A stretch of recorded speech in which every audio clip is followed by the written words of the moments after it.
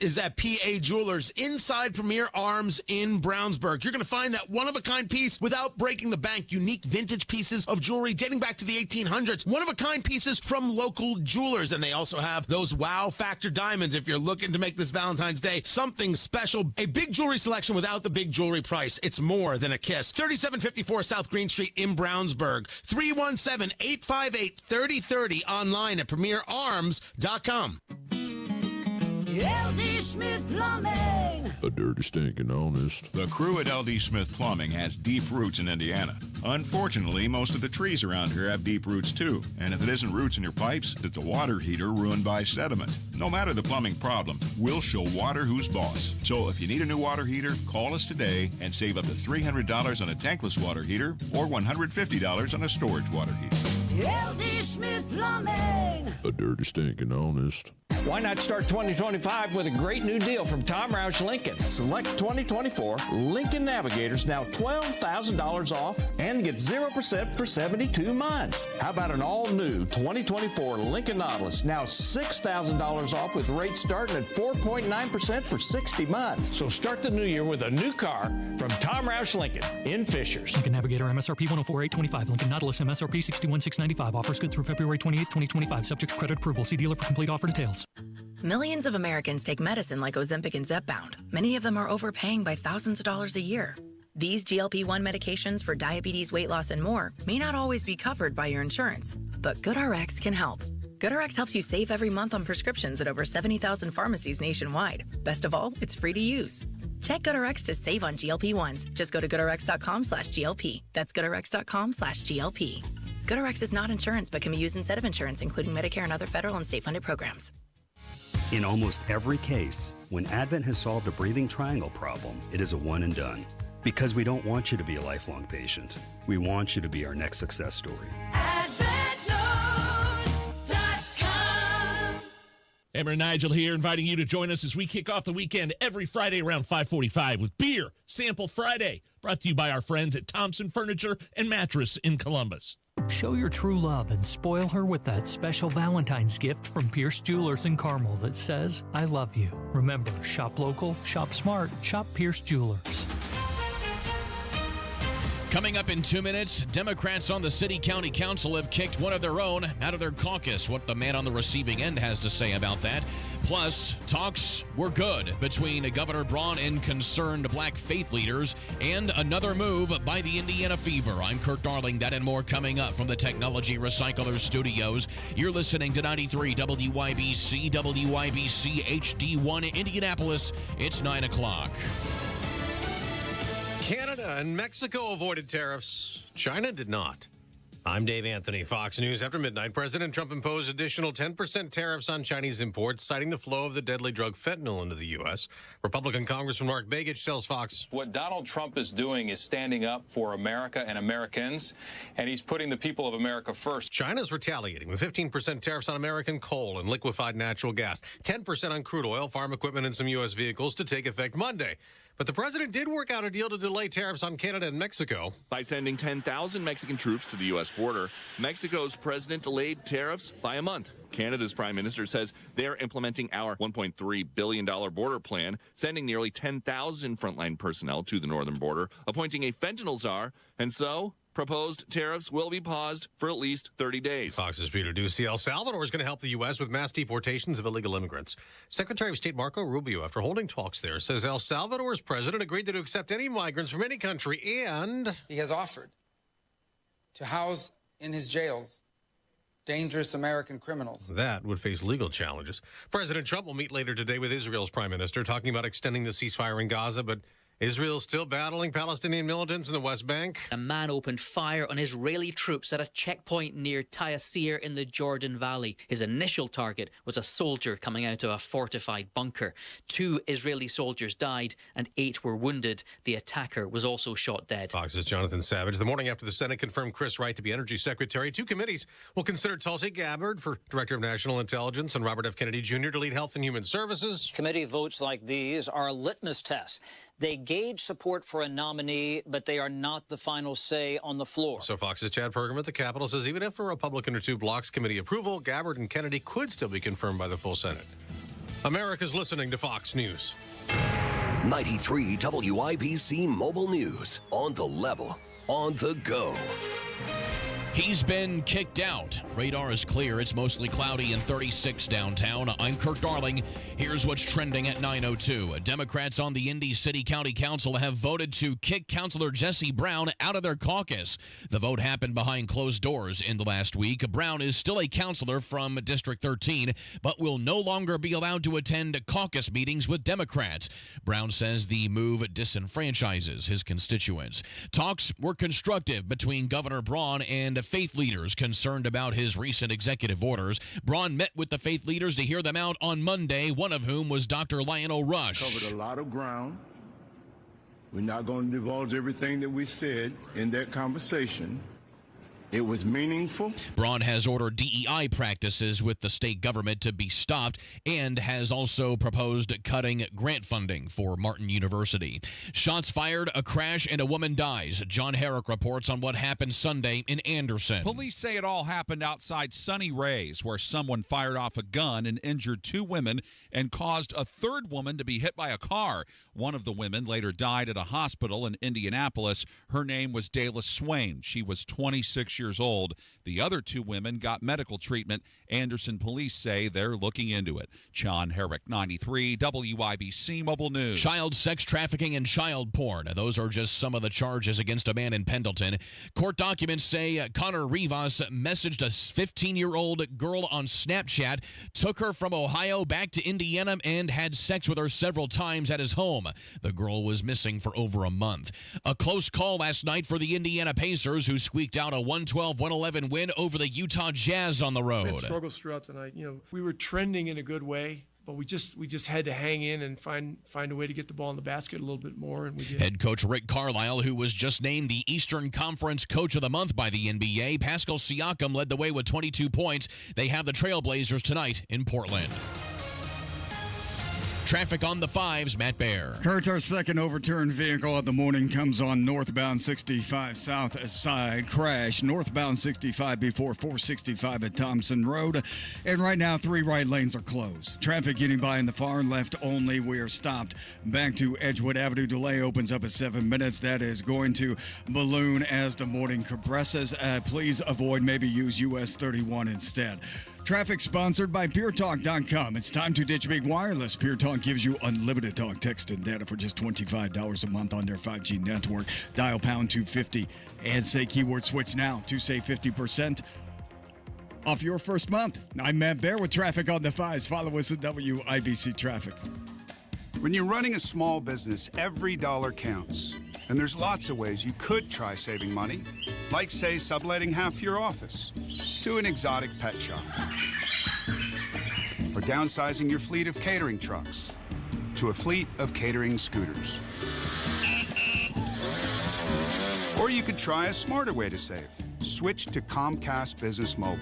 It could save you up to 70% on business wireless compared to AT&T, Verizon, and T-Mobile, and save you the hassle of having a parrot as your desk mate. So don't compromise your business to save money. Keep it growing with Comcast Business Mobile, an incredible value and smarter way to save. Comcast Business Mobile, powering smarter savings, powering possibilities. Restrictions apply.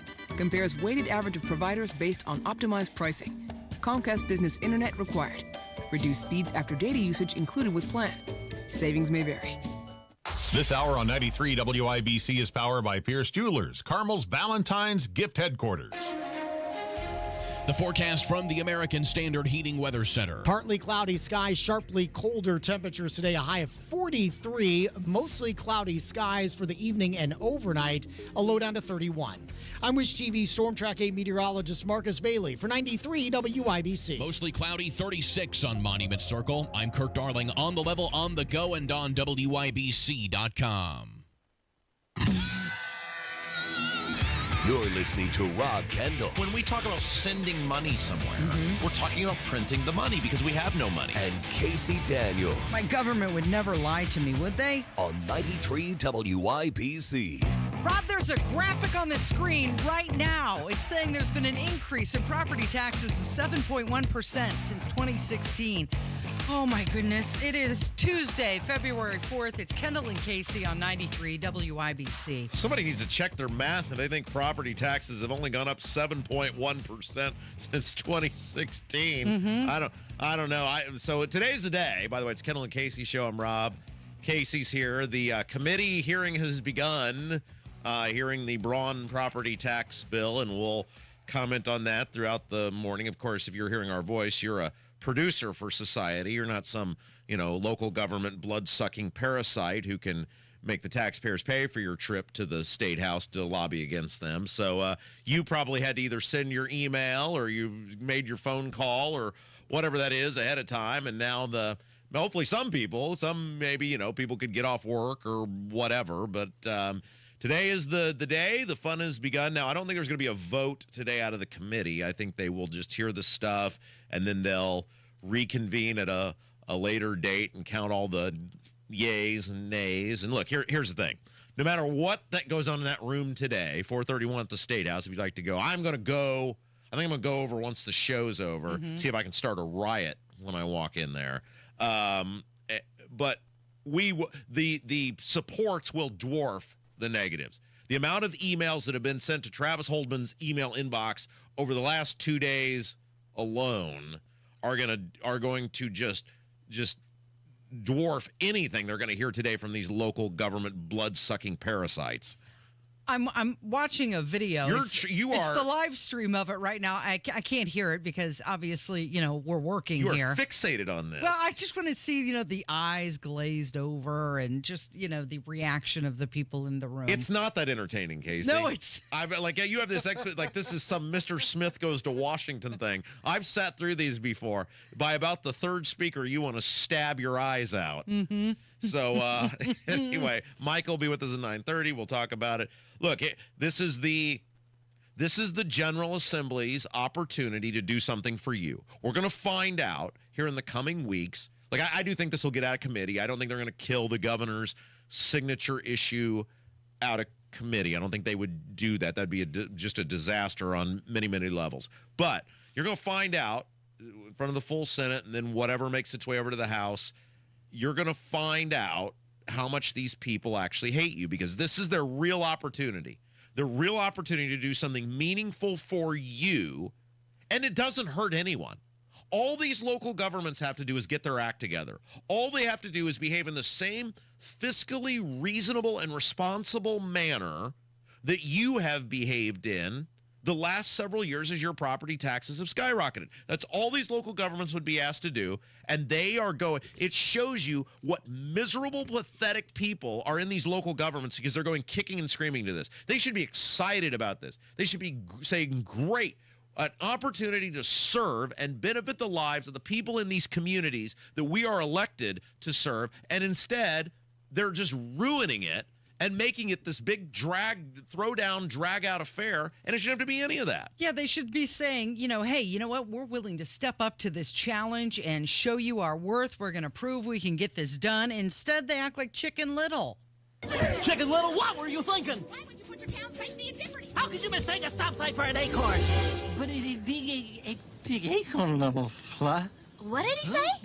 A big acorn, little fly. It was a big acorn? It was an ape throwing coleslaw? A big acorn, little fly. Gesundheit! Ladies and gentlemen, it's just gibberish. Gibberish of an insane person. That last voice was you, by the way. Well, so you've got this up on your Casey Daniels 317 Twitter account where you've labeled all of the characters. So if you'd like to see that, it'll make a little bit more sense for you. And look, I see these people in the YouTube chat saying, I've emailed my rep, I've emailed my senator, no response. No, they're not going to give you one because they're frozen. These people are frozen because they're between a rock and a hard place. They know the overwhelming response from their constituents has been do something for them. But they also know that the most likely challenger in a primary is going to come from these local government people, whether it's a mayor or a trustee or a county commissioner, and they don't know what to do. They don't know which way to go. And this is part of the... We've talked about this for years on this show, about the idea of just rolling over and voting red no matter what. And when you do that, and we've talked about this for years, you embolden these people to believe they're bulletproof. That I can do whatever I want to you, and what are you going to do about it? You're going to vote for the Republican no matter what, and I've got all this power in a primary because it's rare these people even get remotely decent challengers. So they don't fear you. This is why we've said for years, downvote these people. Make these elections closer. Vote for a Democrat if you have to. They're not going to win, but this is why, because now these lawmakers who have for years believed they're bulletproof are getting some form of actual passion and opposition about something, but their instinct has always been, well, the only threat is the government people. So now they don't know what to do. So no, you're not going to get a response from them. Here's Mike Braun reminding you during his State of the State address that Hoosiers need tax relief. It'll have an impact on local governments, and I realize that. But taxpayers are struggling, and we have to put their needs first. Just like the example I set with my budget proposal, all governments need to do more with a little less. We will continue to have important discussions with local governments, school boards about how to protect vital services like police, fire, and schools. But believe me, if we run this place well, we're going to be able to find it. Served on a school board for 10 years. I know how important that is in each one of our communities. So we back the blue and all the first responders, but SB1 is simply designed to provide some tax relief to us taxpaying Hoosiers. When you look at, if you were to take your average municipal budget and you look at all of the things that they spend, when you total them up, if you're in a thriving suburban community, millions upon millions of dollars on things that have nothing to do with the essential day-to-day operations of a city or a town. It's not a police, it's not a fire, it's not a bridge, it's not a road, it's not a sidewalk, it's not a water plant or sewer plant. If you actually dug into those budgets, and this is what's so infuriating about these lawmakers, is a lot of them came out of local governments. They know what's going on. They know all these things there's just huge amounts of wasted money thrown at. They know that if they force these local government people, look at what happened. The same argument was made in 2008 and 10 with the tax caps. And what happened? They put the tax caps in, and for a few years we had a relatively good little system going there because you had none of this assessment scam stuff going on. You had none of this. The referendums were losing at a large margin in the beginning, and you had a relatively good system, if we're going to have a property tax system, and nothing ceased to work. Nothing stopped working. All the police were... Think about the rate of reduction of revenue to local governments that took place in, say, 2009, 10, 11, 12. And everything functioned. It's this ridiculous doomsday human shield argument. And now, what's going to be interesting is Braun, whether it was by choice or by force, is all in on this. And he has a vested interest in this passing now because he is going to look like a plate full of you-know-what if his signature issue goes down in flames. So I'm not obviously, we're in an arranged marriage with those people. So they give me information when they need me to help them with something. So I have no idea what they've been doing behind the scenes. I don't know who they've been talking to, who they've been working. I have no idea on any of this. I could see it. I do think it'll make it at committee, but I could see it flying through the Senate. I could see it making it by one vote. I could see it failing. No idea. But you have to keep doing your part. And we've asked you the last several days to email Travis Holdman, who's who's the author of the bill, he's head of the committee. Going forward, you need to email and contact your senator, whoever your senator is. There's like too many of them to list. You got to do a little work yourself. Like, where do I live? You can just look this up. Who is my senator? Like, it'll tell you, and contact them. Like, we can't do it all for you. We've tried to make this as easy and as least, work involved as possible.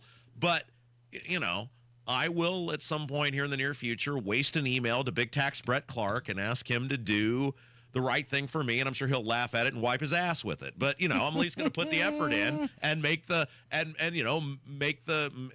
the time into it. But you got to keep the pressure up. It's a snowball, right? So by the way, did you see the lady who fell asleep? Yes, I did. So this is the dinosaur woman that tried to screw Micah Beckwith over and take all his power from him, right? Dick, yeah. Who is 993 years old. She did. She fell asleep during one of these committees. So she is let's take a break, and then we got to talk about this, because this woman is lording over you, and she is not only 993 years old, she apparently cannot even stay awake in these meetings where she's crafting public. These are the people that are telling you how to live your lives. Right, and they're not even able to stay awake during their own job. It is Kendall and Casey. It's 93 WIBC. The administration is taking shape. I, Marco Rubio. I, Marco Rubio. Y un gran honor y le doy las gracias al presidente Trump. I just said I saved a bunch of money by switching to Geico. That's what I said. So. Hearings and votes continue. You have said you're asking me, Senator, you're asking me not to sue vaccine. Confirmations are underway. The vice president votes in the affirmative, and the nomination is confirmed. Follow the first 100 days on 93 WIBC and WIBC.com. Life-changing discovery should never be left to chance. IU Indianapolis is Indiana's premier urban research university, home to 50 research centers and institutes, which means our students don't just study groundbreaking research, they make their very own breakthroughs from day one. We're here to make the future happen. Bring on tomorrow. IU Indianapolis. Discover what's next at go.iu.edu/breakthrough.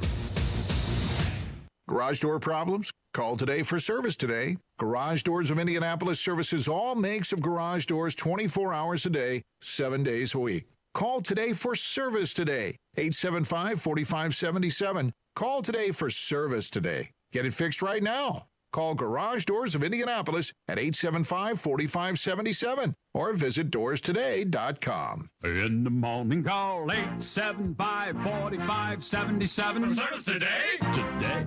Hey, Pat Sullivan here with an amazing offer for my friends at Hope Plumbing. For the month of February, install a tankless water heater and get $1,000 off.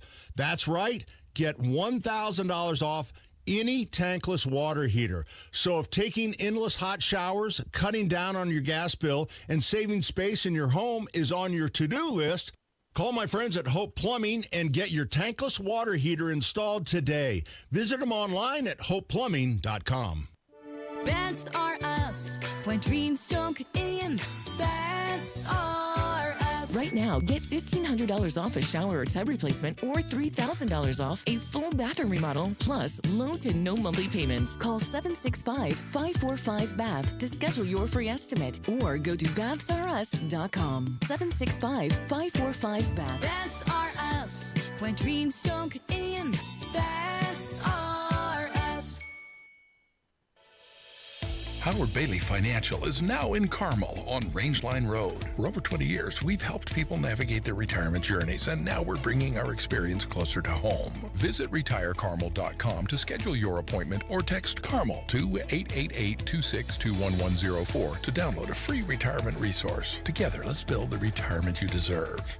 Howard Bailey Securities, LLC is an independent financial services firm and uses a variety of different investment strategies. Please see disclosures at howardbailey.com.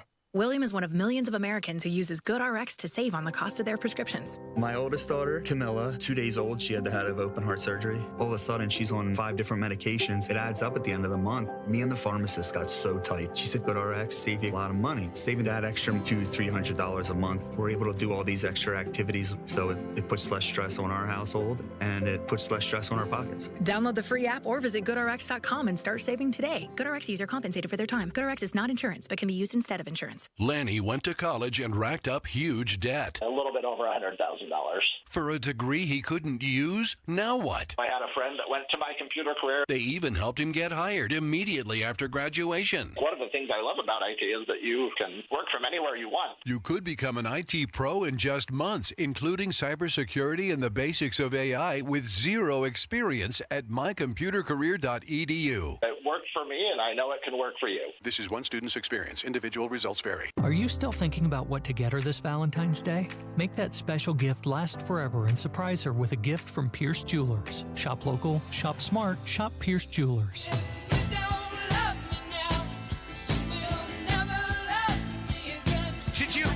Did you see this fossil that fell asleep at the State House? Representative Susan Glick taking a little snoozer during a committee meeting. So she is and by the way, we wanted to clarify what you said to start the show. Jason Johnson, who is one of the big muckety-mucks for Braun, is at that committee hearing. He was saying the projected rise in property taxes is 7%. It'll go up. Right, next Yeah, year. okay. So anyway, so Sue Glick, she looks like a Simpsons character. Like if they were to create a feeble old person and like make it a character on the Simpsons. Like she's straight out of Central Casting, like an SNL character or something. And she is this senator from Northeast Indiana. She took over for Stutzman when he went to Congress the first time. So she's been there 15 years now. She was a government person for like 30 years before that. I mean, just a total institutionalist lifer. And she's that woman who, I don't know if she knows she did it, because again, at her age, she may not even know her name. She just signed her name to something. But she put that bill out with Jim Buck to try to gut all the lieutenant governors. The agencies from Micah Beckwith. Because the Bucks hate Micah because he didn't kiss their ring finger and ask permission to run for public office and be the lieutenant governor, and the Bucks don't like that, and they're not used to somebody not getting on both knees and smooching their cheeks. And so I don't know if she knows she went along with it or not, but she's the person who authored that bill. And somebody put this up on Twitter. What is this account here? I want to give this guy credit. Indie Reporter. Indie Reporter. He's put a bunch of these things up. He did the Diego guy. That's the Diego guy. That clip of Diego just having no answers on, why he hired in his front of the brother-in-law. Ways and Means Committee, yeah. So I don't know. She's on a bunch of these committees. I was trying to gauge. This happened back in January. Yeah, this was either, I'm guessing, it was either corrections and criminal law. She's she's over there, or judiciary, and I'm guessing that's where this is from. But you can hear this guy talking, and the camera's like right on her, and she's clearly asleep. Yeah, the camera actually. I mean, it was a Biden. It was like watching Biden. Yeah, she just kind of slumped over in her chair. Her head, her chin is hitting her chest there. And somebody walks by at one point and looks like he might have bumped her chair and kind of startled her out of her nap. And she kind of jumped up, and then the head went right back down to where it was. So think about this. She's going to vote on something, or has voted at this point on something. And she missed. I mean, we know she missed at least 2 minutes of it. I don't think I need to explain to you how sleep pattern kind of works, and you're not fully paying. I mean, do you have any, whatever this issue was, do you have any confidence she has any idea what she voted on then? Or she heard all of the testimony? What she heard? Is she getting it through osmosis? I mean, is it like she dreaming about it in her sleep? But listen to what's going on. Wouldn't creating like a uniform process that Senator Randolph was talking about, wouldn't that resolve a lot of your concern, though, as far as the timing and everything like that, where there was something that was that there was a requirement that there was a fact finding that had occurred within 48 She's hours? Going down. And that, for example, She's yelling timber. to add to that, if your issue would be with judicial, or sorry, not judicial, but with medical records. I mean, in her defense, that does sound kind of boring. But, that's what you signed up for. That's what it gets paid for. And by the way, because I know somebody will have an aneurysm over there at the State House. Casey and I did the sound effects of her. That was not actually her. That wasn't actually. But these she's making $70,000 a year, and she can't even stay awake in the meetings. But she's got time. She's got time to write a bill to scold Micah Beckwith. Yeah. Right. I guarantee you, Micah has not fallen asleep in any meetings yet at the. No, that guy's high energy everywhere. So anyway, we wanted to play that and screw all those people over there for all the damage they've done to us, and you can't even stay awake in the damn meeting. I mean, that's ridiculous. You know they're filmed, but think about this, Casey. This is why maybe they do she this. doesn't know. Well, she may not be aware. She may have been born before film.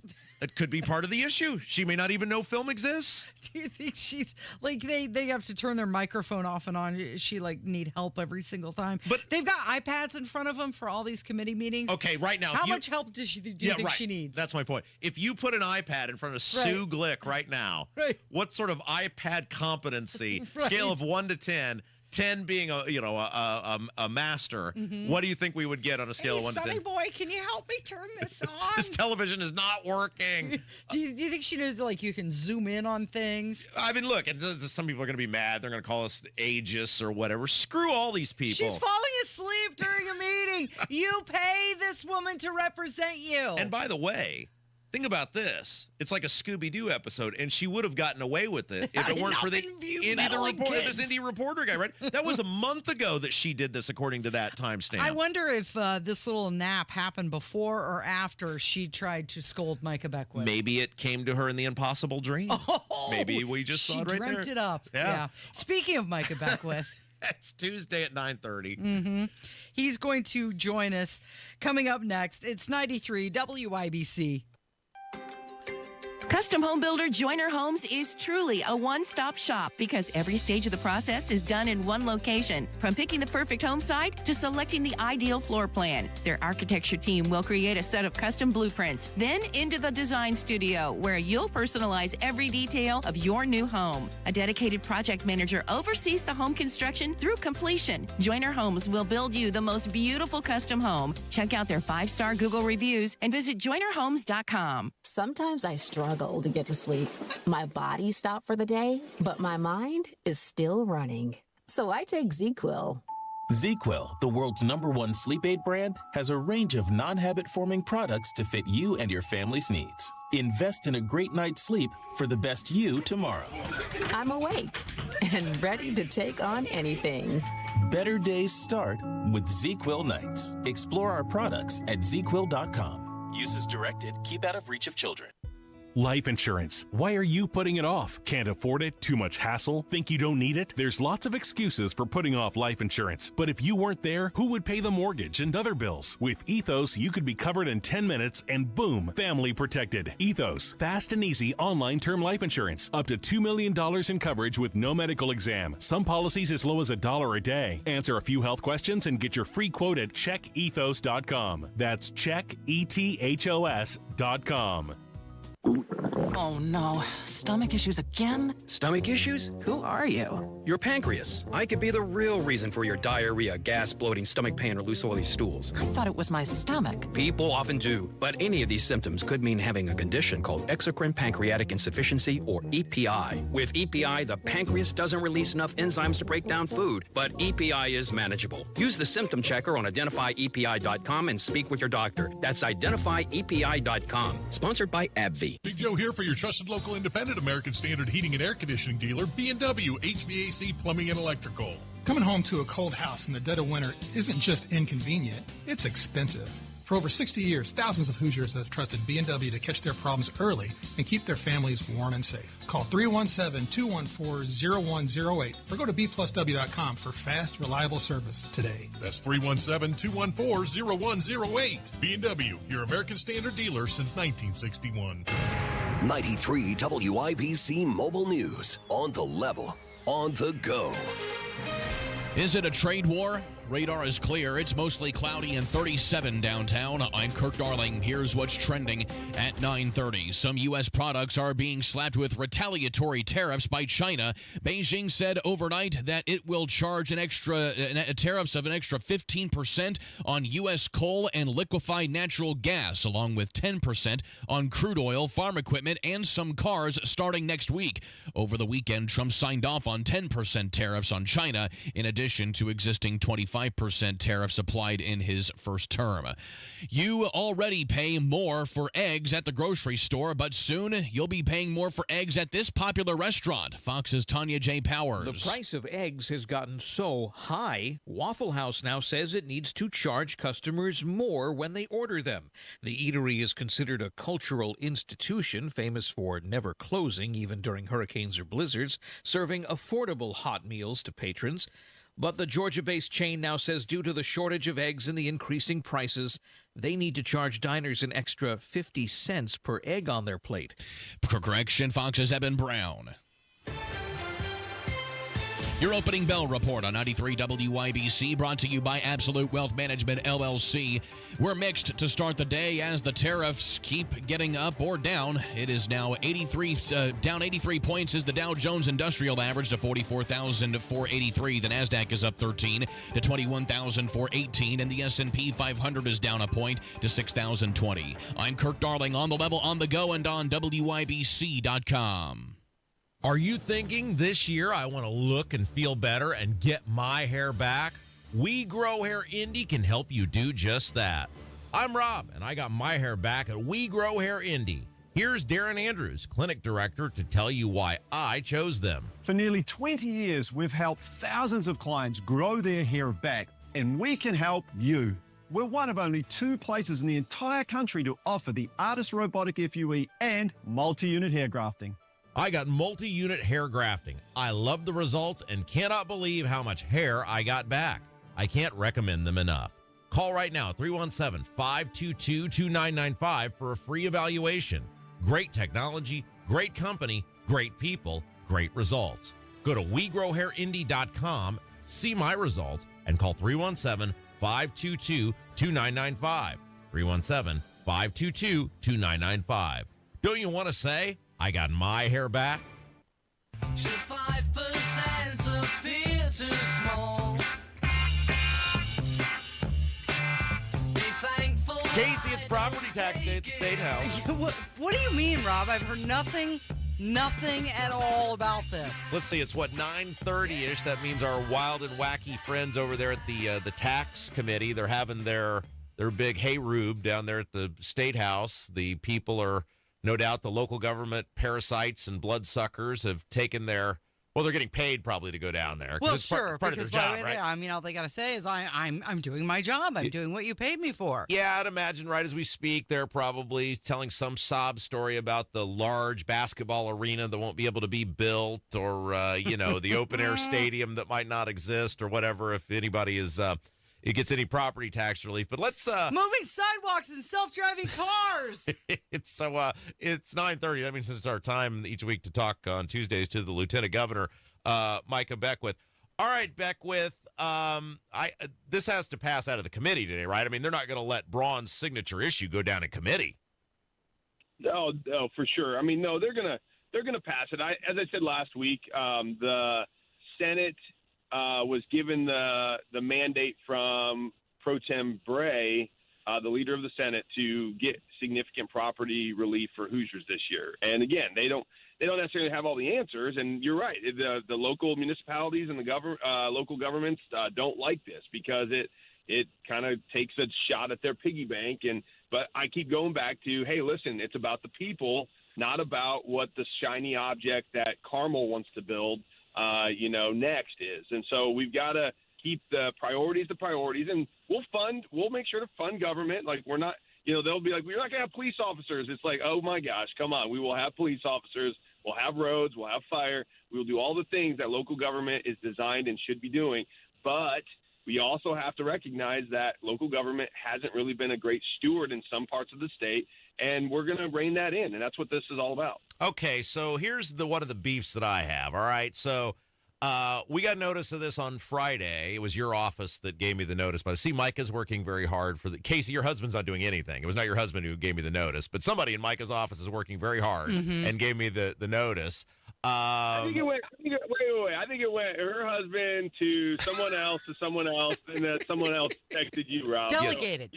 Delegated. You were like 3 rungs down. Yeah, it was all delegation. So we get the notice on Friday. Hey, they're doing this on Tuesday. Well, obviously, we've already had a show on Friday, and that means it gives me one day to tell the audience on the radio. I can tell them on the weekend. But the problem is it's like 4 days notice, 1 weekday. Everybody's got work at 9 a.m. unless you're one of these blood-sucking local government parasites. It's kind of screwed against the people being able to speak. I think that's kind of crappy. Am I wrong? No, you're not wrong, but I also think that you have more influence outside the committee hearing room than they do inside of it. And so what you're doing now and what we've been doing on our social media, I think packs a bigger punch. Because really, at the end of the day, people don't need to go down to the State House to testify in committee. What you need to do is pick up your phone and call your legislator. Call them, leave messages, emails, bombard them with messages saying, hey, my property taxes have gone up just an exorbitant amount and it needs to stop. That does just as much, if not more, than testifying in a committee hearing. So I'm not saying it's bad to testify, but I'm also saying understand where the influence is, and a lot of times the influence is outside of 200 West Washington, not inside, because when the people start putting pressure from outside in, that's when the legislators start acting. I feel like you picked on Carmel a little bit earlier when you Good. said local governments aren't great stewards of our money. I mean, in Brownsburg, we know of a $4 million patch of grass, but it's happening all over the state, not just here in central Indiana. Yeah, it is, and I want to be clear that there are some counties. A lot of times, it's the rural small counties, and I've talked to the leaders in these counties that really do a great job of trying to spend every dollar wisely and to take every dollar as far as it can go. But then you get the Brownsburgs or the Carmels in these donut counties that don't do that, and they spend $200,000, let's just say, on a roundabout, right, with artwork from some guy from Paris, right, that they just go above and beyond. That's do we really need that?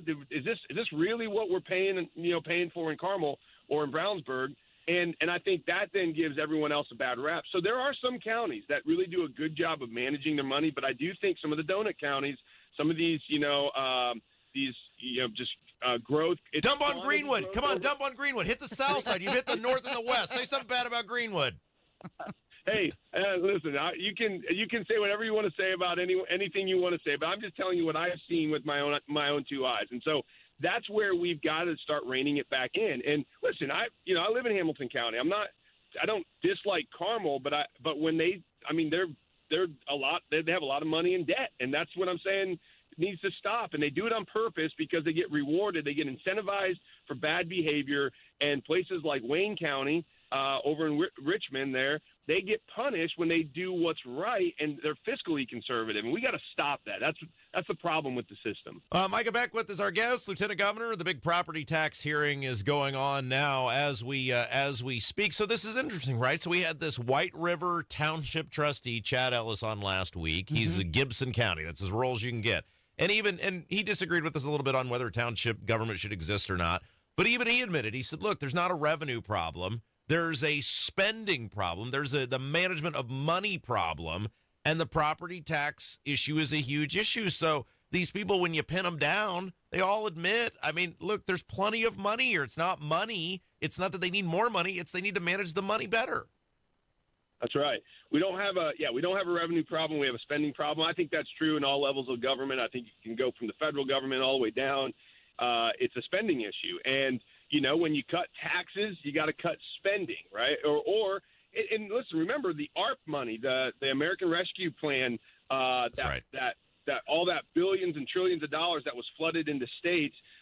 We were living high on the hog for the last 3 years. And now all of a sudden we grew government, and now that money's not there anymore. And now we're saying, oh, shoot, what do we do? We've got to continue with all the programs that we created over the last 3 years with this inflated, money press that Washington gave us. And now people are saying, well, we can't cut government, can we?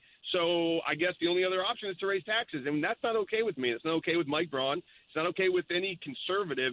And you'll hear local government officials say this. They'll say, well, what are we going to do to replace the revenue? That's their talking point. Yeah. And I think that's the wrong question to be asking. It's not about replacing revenues. It's what are you going to do to cut spending? That's what I want to start hearing local officials start. I want that question first before they start saying, well, what are we going to do to replace it? No, what are you going to do to cut spending? That's what I want to know. Hey, Micah, why are these local governments acting like this property tax bill eliminates property taxes altogether when it doesn't? It's just a reset back a few years. It's a great question. I mean, you would think the sky is falling when you talk to some of them. Chicken Little. Listen, that's what I'm saying. Just, to every local government official listening right now who's, burning mad because Lieutenant Governor is out here, trying to, rescue people from these exorbitant property taxes, I would just say, hold your horses. Let's see what happens. Let's see where this goes. We're only in the end of the first quarter right now of the game. So we've got a long ways to go, and we're not going to let local governments not be able to do their job. So ultimately, it's going to be okay. Just take a breath and recognize that it's about the people, and we got to make sure people don't feel this pressure and this burden like they've been feeling for the last 4 years. All right, as a non-blood-sucking parasite that has to produce, or I don't get to keep my employment, I have to work while this hearing is going on, the first part of it, though I think it'll still be going on by the time I get off work. Should I kind of pictured it being like the scene in Hoosiers where Jimmy shows up at the church and says, I don't know if it'll make any change, but I'm going to start playing ball again, and the people, erupt in applause. Should I saunter over there to room 431 after I get off work? I mean, I think I could start a riot if I showed up, which might derail the whole thing, or should I just let it go and go home? Well, I think if you do, let me know. We'll put on our Dumb and Dumber suits, and we'll just saunter on in there, with our canes and hats. And boy, that would make for quite a display. And I think just our presence, just your presence, Rob, would be enough to make people really careful about what they say. So is that a yes or a no? Am I supposed to go, or am I supposed to not go? Yes. 100%. You go. Don't threaten me with a good time. Come on, let's go. All right. I'll go on over there. And by the way, hey, real quick, why do we get press passes? I've still got to go over there. I'm going to take my shoes off and my belt off and throw my wallet. I mean, that is humiliating for someone of my stature. I know, Rob. It's not even that we know people. It's that we are people. Right. How do I get a press pass there? Because that's humiliating for someone of my stature to have to disrobe in front of these state troopers. Think about this. You were talking about a potential Sagamore of the Wabash nominee. That's right. Potential nominee. What is it, the Academy Awards? Yes. Hey, they're all gone. They're all gone. I think Todd Rokita gave he gave them all to Abdul. Yeah, right. They're all gone. Yeah. Rokita ought to give a few to those 5 Supreme Court justices. That's who he needs to worry about. All right. Hey, maybe I'll see you later today. Back with Behave Yourself. All right, sounds good. Thanks, guys. It is Kendall and Casey. It's 93 WIBC. Hammer and Nigel Show 306. That's when we crack the mic. Are you ready for energy? Are you ready to have fun? We're talking property taxes at the Indiana State House, baby. Somebody might get pregnant. Do you have an idea for a book? Fiction, nonfiction, or a children's book? We can help you put it together and bring it to market at Dorrance Publishing. We have thousands of testimonials from people just like you that we've helped get their books sold in stores and online. We've even got a service called The Writer's Coach. It's perfect for people that have a book idea in their head and they just need someone to help them put it on paper. Dorrance Book Publishing has been helping people just like you who have a book idea, written or not, for over 100 years. Imagine being counted among the most famous authors in the world with your very own book. Call right now and let us help you turn a book idea into reality. It's easier than you think. You just need a little help. Call us now. 800-879-4098. 800-879-4098. 800-879-4098. That's 800-879-4098. Discover cancer care that empowers you at Community Health Network MD Anderson Cancer Center. Our multidisciplinary care team will guide you every step along the way. It was very overwhelming at first, but I found this whole community of people who are understanding and just very supportive. So I have a lot of thankfulness and gratefulness for who I am through this and after this. Learn more at ecommunity.com/cancer. Hey, this is Travis from Life Church. Do you have questions about God, faith, or church? What if there's a place you could ask them without embarrassment, judgment, or shame? That's the Alpha Course. Bring your questions and we'll even feed you dinner. We'll talk about who Jesus is, what he did on the cross, and what that means for you without the commitment of joining a church. The Alpha Course begins on Monday nights at 6:30 at Life Church Noblesville, beginning March 3rd. Go to lifechurchin.com for more information and to register. Why not start 2025 with a great new deal from Tom Roush Lincoln? Select 2024 Lincoln Navigators, now $12,000 off, and get 0% for 72 months. How about an all-new 2024 Lincoln Nautilus, now $6,000 off with rates starting at 4.9% for 60 months. So start the new year with a new car from Tom Roush Lincoln in Fishers. Lincoln Navigator MSRP $104,825. Lincoln Nautilus MSRP $61,695. Offers good through February 28, 2025. Subject to credit approval. See dealer for complete offer details. The 30th Annual Indiana Motorcycle and Power Sports Expo is back and better than ever. February 14th through 16th and 19th through 23rd at the Indiana State Fairgrounds. Featuring the Midwest's largest selection of motorcycles, side-by-sides, ATVs, gear, accessories, and more. Plus, Bikers Showcase, Tiny Tots Riding Adventure, and the pioneers of Hoosier motorcycling. Your ticket also includes admission to the Ford Indianapolis Boat Sport and Travel Show. Visit IndySportsShow.com. Another Renfro production.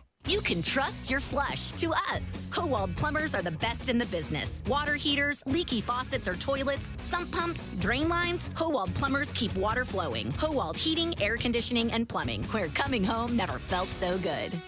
Check out what's going on with 93 WIBC. Listen to Hammer and Nigel Monday through Friday this week for your chance to win a pair of tickets to see Sebastian Maniscalco Sunday, February 16th at Gamebridge Fieldhouse.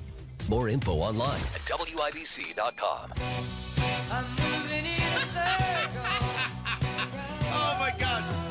They are reaching a new level of pathetic down at the State House. Fear-mongering and scare tactics. So you were watching the feed for a little bit. It is pathetic to watch grown men whine that they might not be able to confiscate as much as they previously have of someone else's money. I mean, it's pathetic. Like, these people are men. They're grown men. They go home to their wives and their children and present themselves as decent, respectable members of society, and they have no shame. I thought the interesting part was they had the Kosciuszko County Commissioner up there and then somebody from Knox, and she admitted that her own property taxes had risen by 38%. But yet, we're going to lose the funding. Well, so think about this. I mean, and Micah alluded to this last segment. They created, so all this money comes flowing in during COVID, right? And and the state has made it's amazing how stupid some of these people are. Because every person with a firing synapse in their brain, an IQ of 7, should have known, hey, that money's not going to last forever, right? This good time fun gang magical money printing tour is going to end at some point. And yet they created all of this government and all of these reoccurring expenses and all of this new thing that they had to fund. And now they have the audacity to stand up there with a straight face and act as though they're responsibly spending money. So somebody from the Opportunity Solution Project was speaking, and he was in favor of SB1.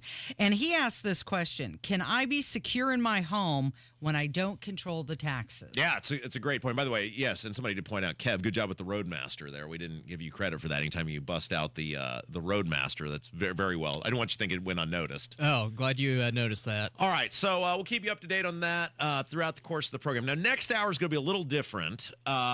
We're going to do something special for you. We're going to do an extended True Crime Tuesday, and by extended, I mean it's gonna take up the hour. Yeah.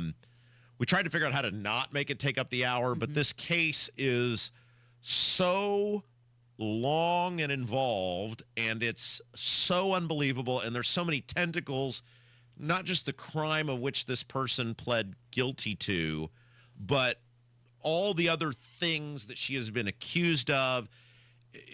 It is a local scammer by the name of Megan Stoner. And Megan ultimately spent time in jail related to an apartment rental scam. But the things that she is alleged to have done, and a lot of these things, there appears to be a great deal of evidence that she may have done. We said we couldn't even begin to tell this story in one segment, and it's a local story. She is a person out and about amongst the populace, and so there's an entire interesting thing about this True Crime Tuesday story. There's an entire community dedicated because people still perceive her to be such a likely rate of recidivism, right? That she's likely to offend again. There's a whole community of people online now who attempt to hold this woman accountable. It really reminds me of Are We Dating the Same Guy? Are we being scammed by the same person? And it's an unbelievable story. I mean, it delves into the world of politics, and I had an encounter with this woman, an unbelievable encounter years ago with this woman. And so coming up next hour, She thought you were new and gullible, didn't she? Well, she tried to tell me an unbelievable story, and we quickly debunked the story, and we'll tell it in great detail next hour. But Amanda Peterson is her name. She has a podcast that's devoted to all of this. I think she's on episode 15 now of this podcast. That's how long and devious the Megan Stoner saga is. And I've watched this from afar for many, many years. And like I said, years ago, I had an interaction with this person, and I wish I'd have followed through on it because I deal with crazy and people and liars and stuff all the time. So, it just wrote it off as some other thing I had to deal with. But she's done a lot of harm to a lot of people, and she's out and about in society now. And so next hour, we're going to do a very special edition. And look, you've heard the story, right? There's no way you could do that in one segment. No. So it just keeps going. There's so many tentacles. Well, yeah. So we don't normally do that, but next hour you're going to want to stick around for that. Anyway, so what else are we doing? An extended version of True Crime Tuesday coming up. Well, let's talk about how the Trump administration made all those changes to the U.S. Agency for International Development. I've heard it being called USAID, and I've also heard it being called USAID. I thought it was USAID. Is that what it is? Is it not USAID? Okay, so there's another version of it. Have you ever heard of it before? No.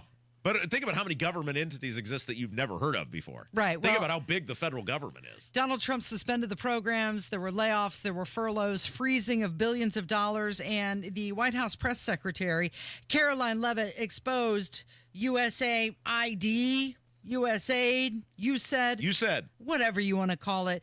She lays out exactly what your money has been wasted on. Through USAID over the past several years, these are some of the insane priorities that organization has been spending money on.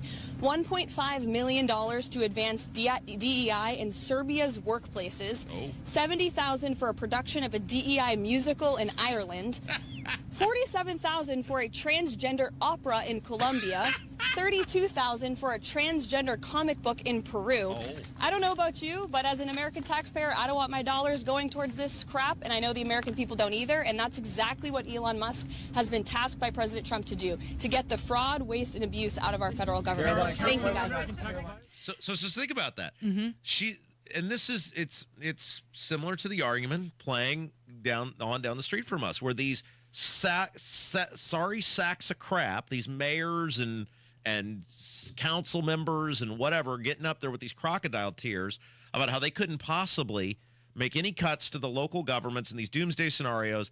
And I guarantee if you went through those budgets with a fine-tooth comb, a lot of those places you could find $1 million or more where you're like, what does that have to do with running? Yeah, you don't need this. You can cut that. So now multiply that here, and you're seeing this of things that are going to things that have nothing to do with making us more safe or more prosperous or anything. I mean, it's just we're just printing money, which is making everything more expensive for everybody else, and giving it to just utterly ridiculous.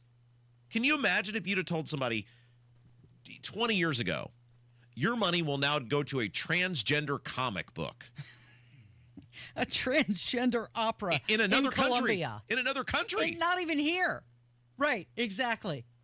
It's incredible. They would look at you like you got turds hanging on your mouth, and it's not that long ago. And now we're just like, yeah, that kind of is wasteful. But we're not surprised that it was happening, Casey. No, so Chuck Schumer is completely panicking, and it's being reported that this USAID, you said that their budget is bigger than the State Department and the actual CIA combined. But listen to Chuck Schumer losing it. We also know this is just the beginning. If DOJ attacks USAID today, then you can be sure they'll move on to another target tomorrow. Who knows? Yes! Maybe it'll be the Postal Service or the IRS or even the Social Security Administration. They could be next. I'm turning into Meg Ryan when Harry Met Sally. Somebody will have what I'm having. I'll have what he's having. And then there was Senator Kennedy who said it's going to be the Department of Education, and it looks like maybe it is. All right, extended version. Trust me, this will be totally worth it. We don't normally do this, but it's totally going to be worth it. Extended version of True Crime Tuesday when we come back. It is Kendall and Casey on 93 WIBC.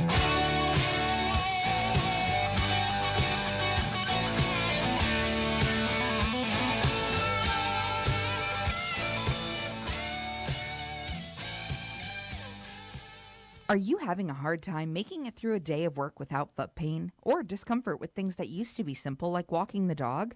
You may be thinking there's no way that something as simple as the Good Feet store can help you, like Bill. My feet would just ache, my back would hurt, my ankles, everything just hurt. And I'd seen the commercial several times before I finally said, I'm going to do this. and I'll be darned if it didn't work. I feel a million times better than I ever did. Another satisfied customer of the Good Feet store is Wendy. Since wearing my arch supports from the Good Feet store, my back pain is gone and my feet don't hurt as much. And as I look into the future without pain, I see myself being even more adventurous, joyful, and full of possibility. Come to the Good Feet store today for your free fitting and test walk. We're located in Castleton by the Fashion Mall or in Greenwood just off the 65. Or book your free fitting at goodfeet.com. Good Feet arch supports are HSA and FSA eligible.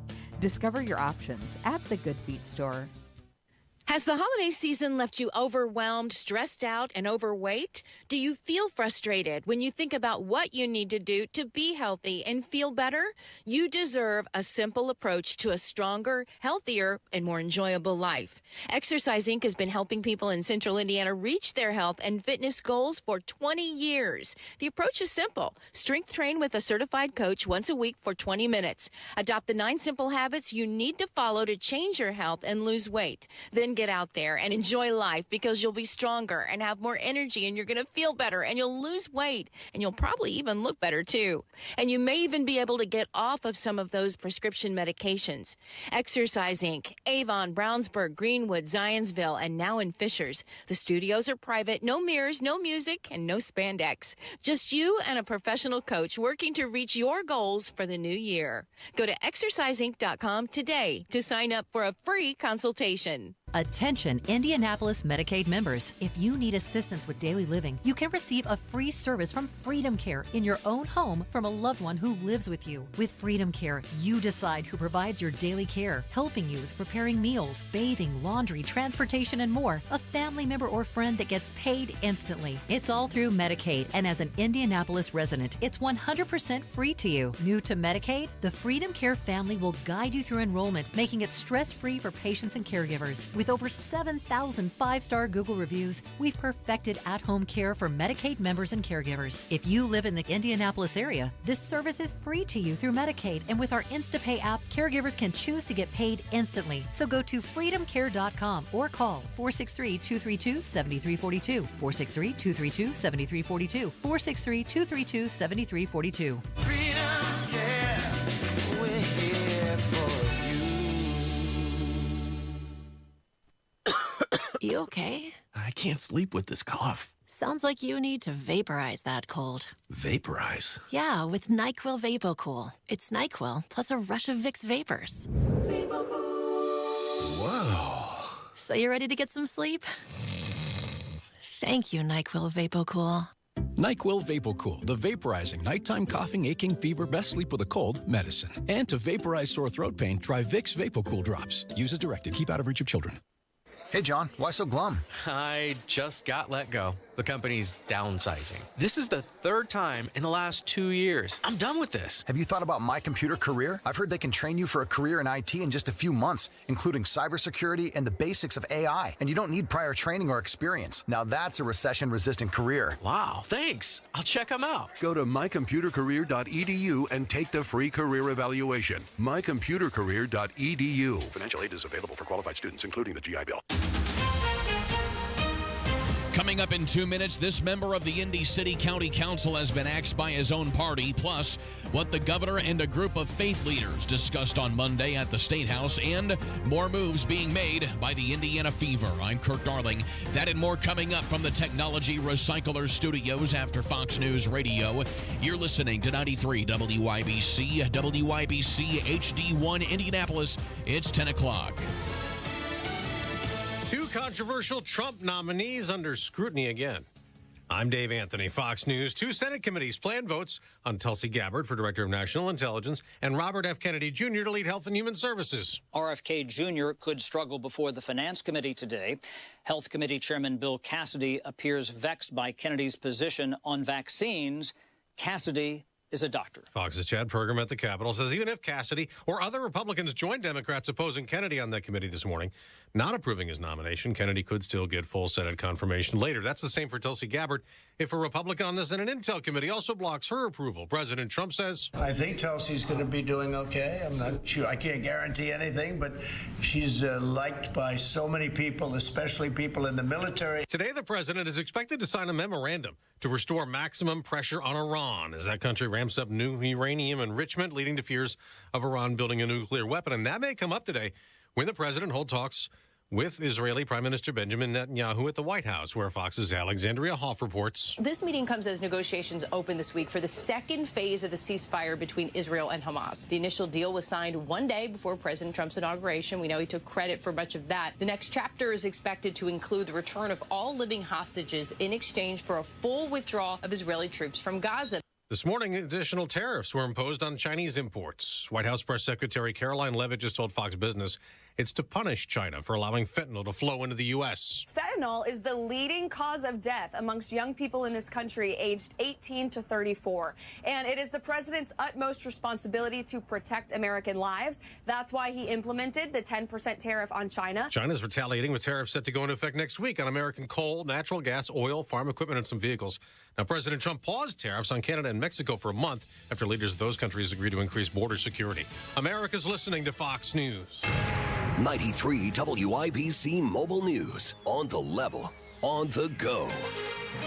He's been booted. It's 36 and mostly cloudy downtown. I'm Kirk Darling for Moss Roofing. Here's what's trending at 10:02. Indy City County Councilor Jesse Brown has been kicked out of the council's Democratic caucus. The vote by the caucus happened behind closed doors. He's still a member of the City County Council, but will no longer be allowed to attend caucus meetings with Democrats. Brown says that this move will disenfranchise his constituents. Many black faith leaders are upset with Governor Braun's plans to eliminate DEI from state government and cut funding for Martin University. The two sides met and spoke for a couple hours at the State House on Monday. It was earthy, it get down to the point, and he's committed to continue to talk to communities that were represented here. Dr. Lionel Rush was among the faith leaders. Braun says that he hopes to keep discussions going as the legislative session continues.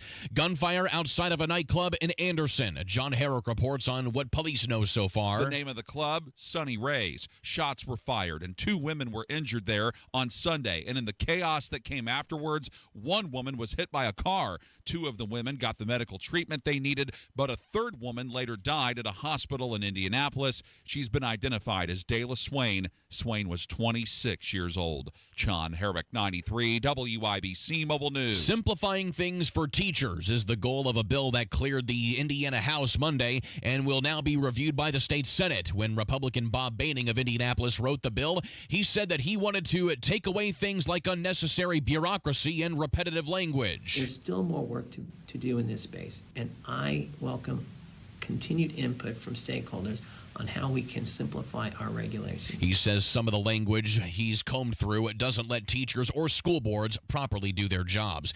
The Indiana Fever continue to make moves this offseason. The team now bringing in 6-time WNBA All-Star DeWanna Bonner. She averaged 15 points a game with the Connecticut Sun this past season and has been in the league since 2009. I'm Kirk Darling, on the level, on the go, and on WIBC.com. It's Hammer and Nigel for Window Nation. February is a short month, and if you haven't looked at your calendar yet, it ends on February 28th, which, coincidentally, is the last day that you can save 60% off all window styles from Window Nation. Plus, you can get 0 interest with no payments for 2 years. But now only through the end of February. That's less than 28 days to save big on some of the best windows you could buy. Less than 28 days to get windows that will protect your home and family for decades. Less than 28 days to get a quote on the windows that are going to stop the drafts and leaks and save you money on utility bills every month. This February, you could miss Groundhog's Day and maybe even Valentine's Day. But do not miss your chance to save 60% off all windows and pay nothing for 2 years only from Window Nation. Schedule that free in-home consultation right now by calling 866-90-NATION or visiting windownation.com. This hour on 93 WIBC is powered by Pierce Jewelers, Carmel's Diamond Engagement Ring Store.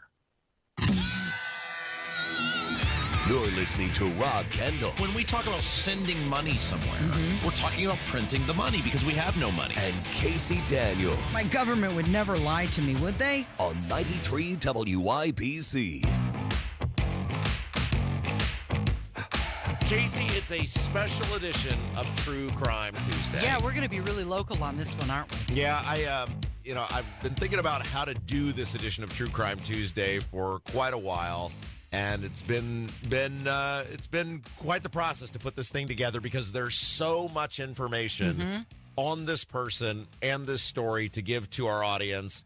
And finally, I said, I just don't think one segment's going to be enough. Okay, we're just gonna let it roll. Well, and there's another twist to this True Crime Tuesday is that you actually know the person we're talking about, or yes, you at least have met them. I've had an encounter with the person in question. It's an unbelievable story about a local Central Indiana scammer who was taken down in part by a very dedicated online community, and now this same online community seeks to hold her accountable to this day. Yeah. So the headline reads, and there are many, many headlines you can find on this person, but we'll go to WTHR from all the way back in 2023. In fact, this is May the 3rd of 2023. Elwood woman faces multiple felonies in connection with ongoing rental scheme. Yeah. And this is the unbelievable story we're about to wade into involving Megan Stoner. Yeah, and she is the woman who tried to lease the same house to 3 different people at the same time. And this story has so many tentacles to it. I said, how do we properly tell this story? Because the story of Megan Stoner is so long and so voluminous, and I had to find an expert who could help us tell the story of Megan Stoner, because it really is right here in our backyard, and it was people in Central Indiana that helped hold this person accountable. And so I found a woman. Her name is Amanda Peterson. She has a podcast that is dedicated to the Megan Stoner saga. This woman's story is so long and so involved. I think they're on episode 14. It's called Don't Waste This Podcast. Amanda joins us now. Amanda, hello. Thank you so much for having me. I'm so excited to go into this story with you guys. Your podcast is incredible. I mean, I was going to tell you, after people get done listening to our show today, they should really check out the Don't Waste This Podcast, because you tell this story, and I think you're on like episode 14 and you're still not done with Megan Stoner. We just wrapped with episode 15. I'm sure the story has not ended, but for now, we are taking a pause because Megan is interacting with the community instead of getting help. There's a lot to dive into there. Okay, so let's start with how she went down and what she went down for, and then we'll work our way backwards from here. So Megan was arrested, and then did she plead guilty? Is that, or was she convicted? Did she go to trial, or did she plead guilty? She ended up pleading guilty to the plea deal had knocked off. I think she was originally charged with 7 felony counts of fraud, theft, and corrupt business dealings. And the plea deal got rid of the corrupt business dealings charge, which was the level 5 felony.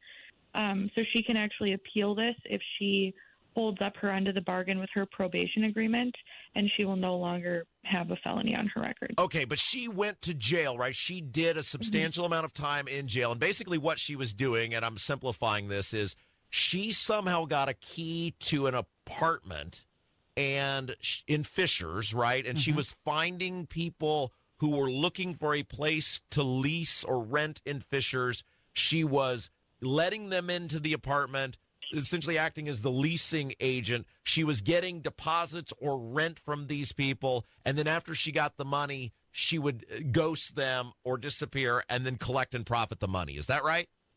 Yes, that's what she was doing. And she was doing this all online, on Facebook. Is that correct? Yes. And what's interesting about this is that her Facebook profile picture during this entire time was a photo of her and Mike Pence. So she was claiming on Facebook to be this, political extraordinaire who was using basically the authority of Mike Pence in her profile photo, which made people trust her, I guess. So they were using Mike Pence, or she was using Mike Pence to give herself credibility. Well, we could talk about that for a long time in itself. The political component of this story is fascinating. The other thing I think is interesting about when she was originally arrested for this is there was 4 victims on the probable cause affidavit, but community members who were studying that she was doing this believed that she ran the scam between 20 and 50 times, and only 4 were named on that. Probably, yeah. Okay, so if you're just joining us, we're doing a special edition of True Crime Tuesday. This is going to go a lot longer than we normally go, but I felt for a long time the story needs to be told. We're telling the story of Megan Stoner, and it's long, it's voluminous. A Central Indiana woman ultimately was convicted in relation to basically a rental scheme, but the story goes way back. And the intriguing thing to me, Amanda Peterson is our guest. She has a podcast called Don't Waste This Podcast, which details all of this in great detail. What's interesting to me, Amanda, you can talk about this at a high level, is how an online group of people who had dealt with Megan over many, many years and had seen her modus operandi and how she operated kind of banded together to help take her down. Can you talk about that? Yes. So something that's very unique about Megan's story is her vast online digital footprint and the number of people that she would friend on Facebook then to go on to scam. Sometimes it was just trying to get their attention, get them to be messaging her late at night about things.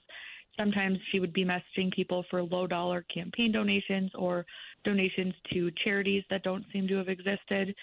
And then it started to get more rampant. People would cut her off, they would unfriend her, or they would just stop responding to her.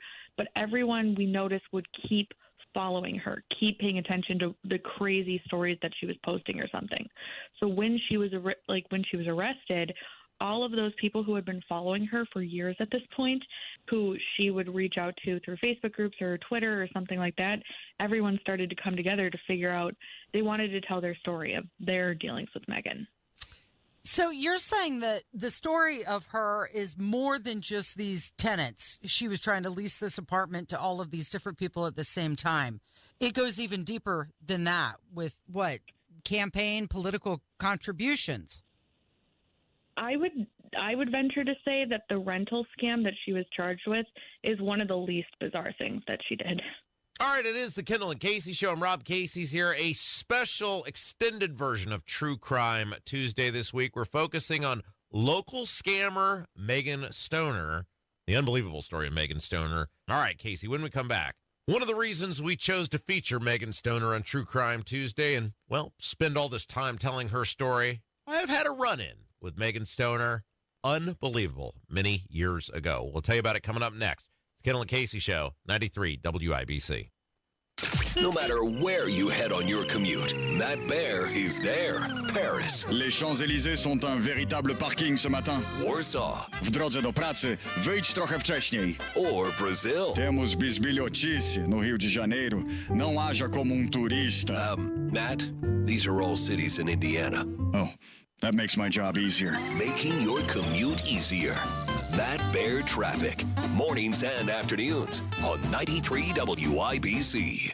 Hi, I'm Charlie Comer from Comer & Cross Premium Garage Floor Coatings. If your garage floor looks bad with stains, cracks, and pits, it makes your entire garage look bad. And a bad epoxy job or chipping paint makes your garage or basement look worse. With one quick call to 1-800-NEW-FLOOR, I can save you $1,000 on a new Comer & Cross garage floor or basement floor during our winter sale. A Comer & Cross concrete floor coating is the gold standard. Guaranteed. A Comer & Cross garage floor won't chip, crack, or show tire lift like epoxy or paint ever. What's the Comer & Cross difference? We make it so easy. We move your stuff out for you. We fix the cracks and pits perfectly. And one day, you will love your gleaming new Comer & Cross garage floor or basement floor just in time for spring. Call us right now for $1,000 in savings during our winter sale. Operators are standing by now at 1-800-NEW-FLOOR. That's 1-800-NEW-FLOOR. Or go to COMERcross.com.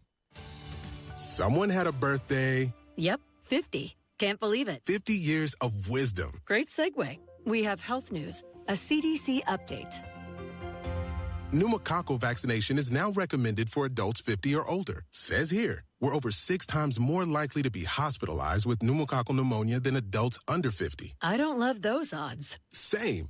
Look what I found. Pfizer's Prevnar 20 is proven to help protect adults against pneumococcal pneumonia and invasive pneumococcal disease in just one dose, and millions have already gotten it. Continued approval may depend on a supportive study. Don't get Prevnar 20 if you have a severe allergy to its ingredients. A weakened immune system may lower your response. Common side effects include injection site pain and swelling, fatigue, headache, muscle, and joint pain. For full prescribing information, please call 1-855-213-2138. Visit Prevnar20.com or talk to your doctor or pharmacist.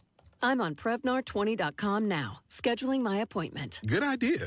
And happy 50th. Progressive presents Renter's MVP's Most Valuable Possessions. Today's MVP, Emily Neal's 70-inch TV. Because after watching her second-grade students yell at each other for hours, there's nothing Emily enjoys more than watching super-rich housewives also yell at each other. Why? Because those women are not her responsibility. And that's why her TV is today's MVP. Keep your most valuable possessions protected by bundling your renters and auto insurance with Progressive. Progressive Casualty Insurance Company affiliates and other insurers not available in all states. The Suburban Indie Home and Outdoor Living Show returns to Grand Park February 7th through 9th. Find inspiration from over 200 exhibitors, artisans, and crafters. SuburbanIndieShows.com.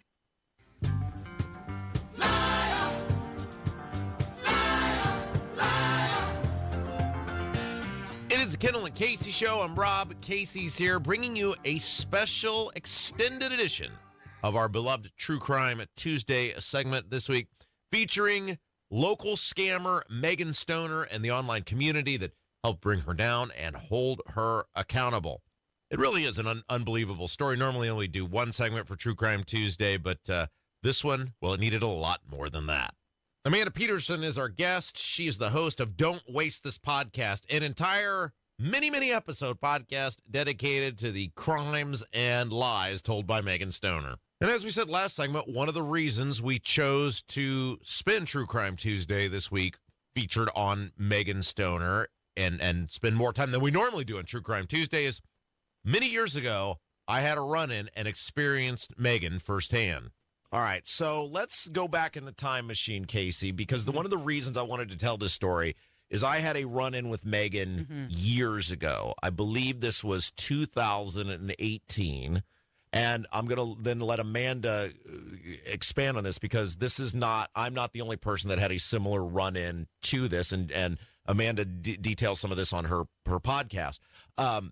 Megan, I was contacted, and Megan had alleged that a very high-profile state official, a very high-profile legislator, had done horrific, heinous things to her. And I think at that time I met with her downtown. I can't remember specifically if it was with Megan or with this sort of like protector that she had throughout this process. There was this woman who acted like some sort of overseer or guardian. I can't remember if Megan was at the first meeting or if it was just this woman. Megan was definitely at the second meeting. But this elaborate story is told to me. I then attempt to try to start verifying the story. There's major holes in this story. So I then proceed to meet with her again, ask her to further walk through this story again. There's more major holes in the story. This woman is there with her again, as I recall. Then I uncovered that the woman that is there with her is not who the woman claimed to be. I proceeded then to reach back out to Megan about that, and then I was essentially ghosted, and the conversation stopped. Amanda, you have said, and now I regret not seeing it through, but I deal with so many wacky, wild people that it was just like, well, I got other things to do and go on. But Amanda, you lay out kind of in this podcast that her years of allegations, unfounded allegations against high-profile people in churches, this is a thing that has happened by Megan for years and years and years. Yes. A central piece of Megan's story is that she claimed to be the victim of, like you said, heinous crimes. We go into more detail on the podcast. And she's an advocate for mental health as well as victims of abuse. So she accused multiple people, basically every prominent Republican in the country, honestly, of these heinous crimes. I'm not kidding. I mean, she was claiming that there was some sort of Pizzagate scenario being run out of her apartment to get people to talk to her. It was really bizarre. But speaking as if she was an authority on this topic would get her in with different groups of people, almost like she was trying to be a public speaker. So she would get in with church communities. A prominent church in I-Town, or in Indiana called I-Town, was one of them that she kind of picked a fight with. Churches outside of the country, just claiming she would claim to be this advocate in order to kind of get into these circles. So she came to you, Rob, playing the part of the victim. Did we ever find out who her accomplice was? Who was the woman? I did. Who was with her? I did, and I'm not going to name the person's name, but this was, and Amanda, this was the bizarre thing for me, was not only was Megan involved in this, she almost seemed like she was being coached by this woman, and then to uncover that this person wasn't who they said they were, it was clear to me these two were working in cahoots on this. Did other people have similar encounters? I know that she shot the story, I guess I would say, to multiple people. It's also important to note there was an Indiana Capitol investigation into this, where they looked into the allegations as if they were serious and found no wrongdoing on the part of this elected official. You're one of the only people I've heard that says that there was an accomplice, though. So that is a really interesting part of the story. And as soon as I figured out the person wasn't who they said they were, the whole thing got shut down. Yeah. And what I think now has happened, this was many, many, many years ago, and I was kind of new on the scene here at WIBC. I'd been here probably a year and a half or whatever. Hey, Rob's the guy who hates the Republicans, and he'll be willing to believe whatever we tell him because he dislikes them from a policy perspective. And my response was, look, I can dislike people's public policies all I want. I'm not going to go along with some clearly bullcrap story about this guy being a sexual predator and ruin his life or his family's life or whatever. And that was the thing, Amanda, that stood out to me, was just the way they told this story. Megan tells this story with all of this detail. And you're like, there's so many things in this thing that are so outlandish. It's like she went over the top and made the story unbelievable.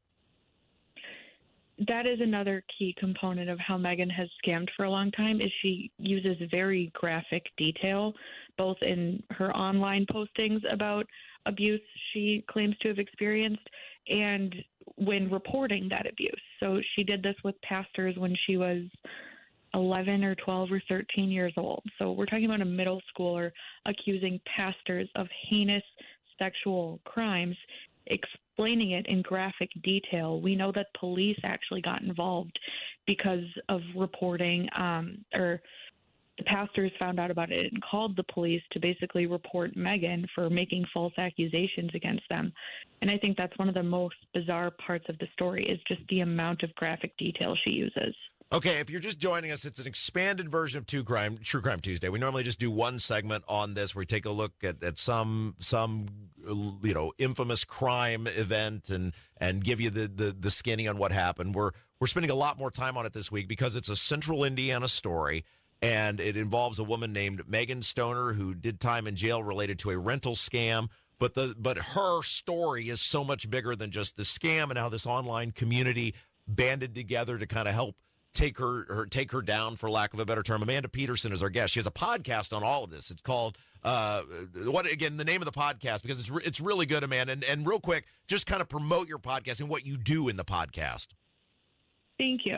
My podcast is called Don't Waste This Podcast, and we go into kind of a bird's eye view of Megan's scams that we have heard of from the time she was very young to how we caught her. And another key component of the story is that the online community that you talked about, we are actually, when she ran from the police in the summer of 2023, there was about a month period where she was running from the police after she violated her probation, I think, or pre-trial agreements and stuff.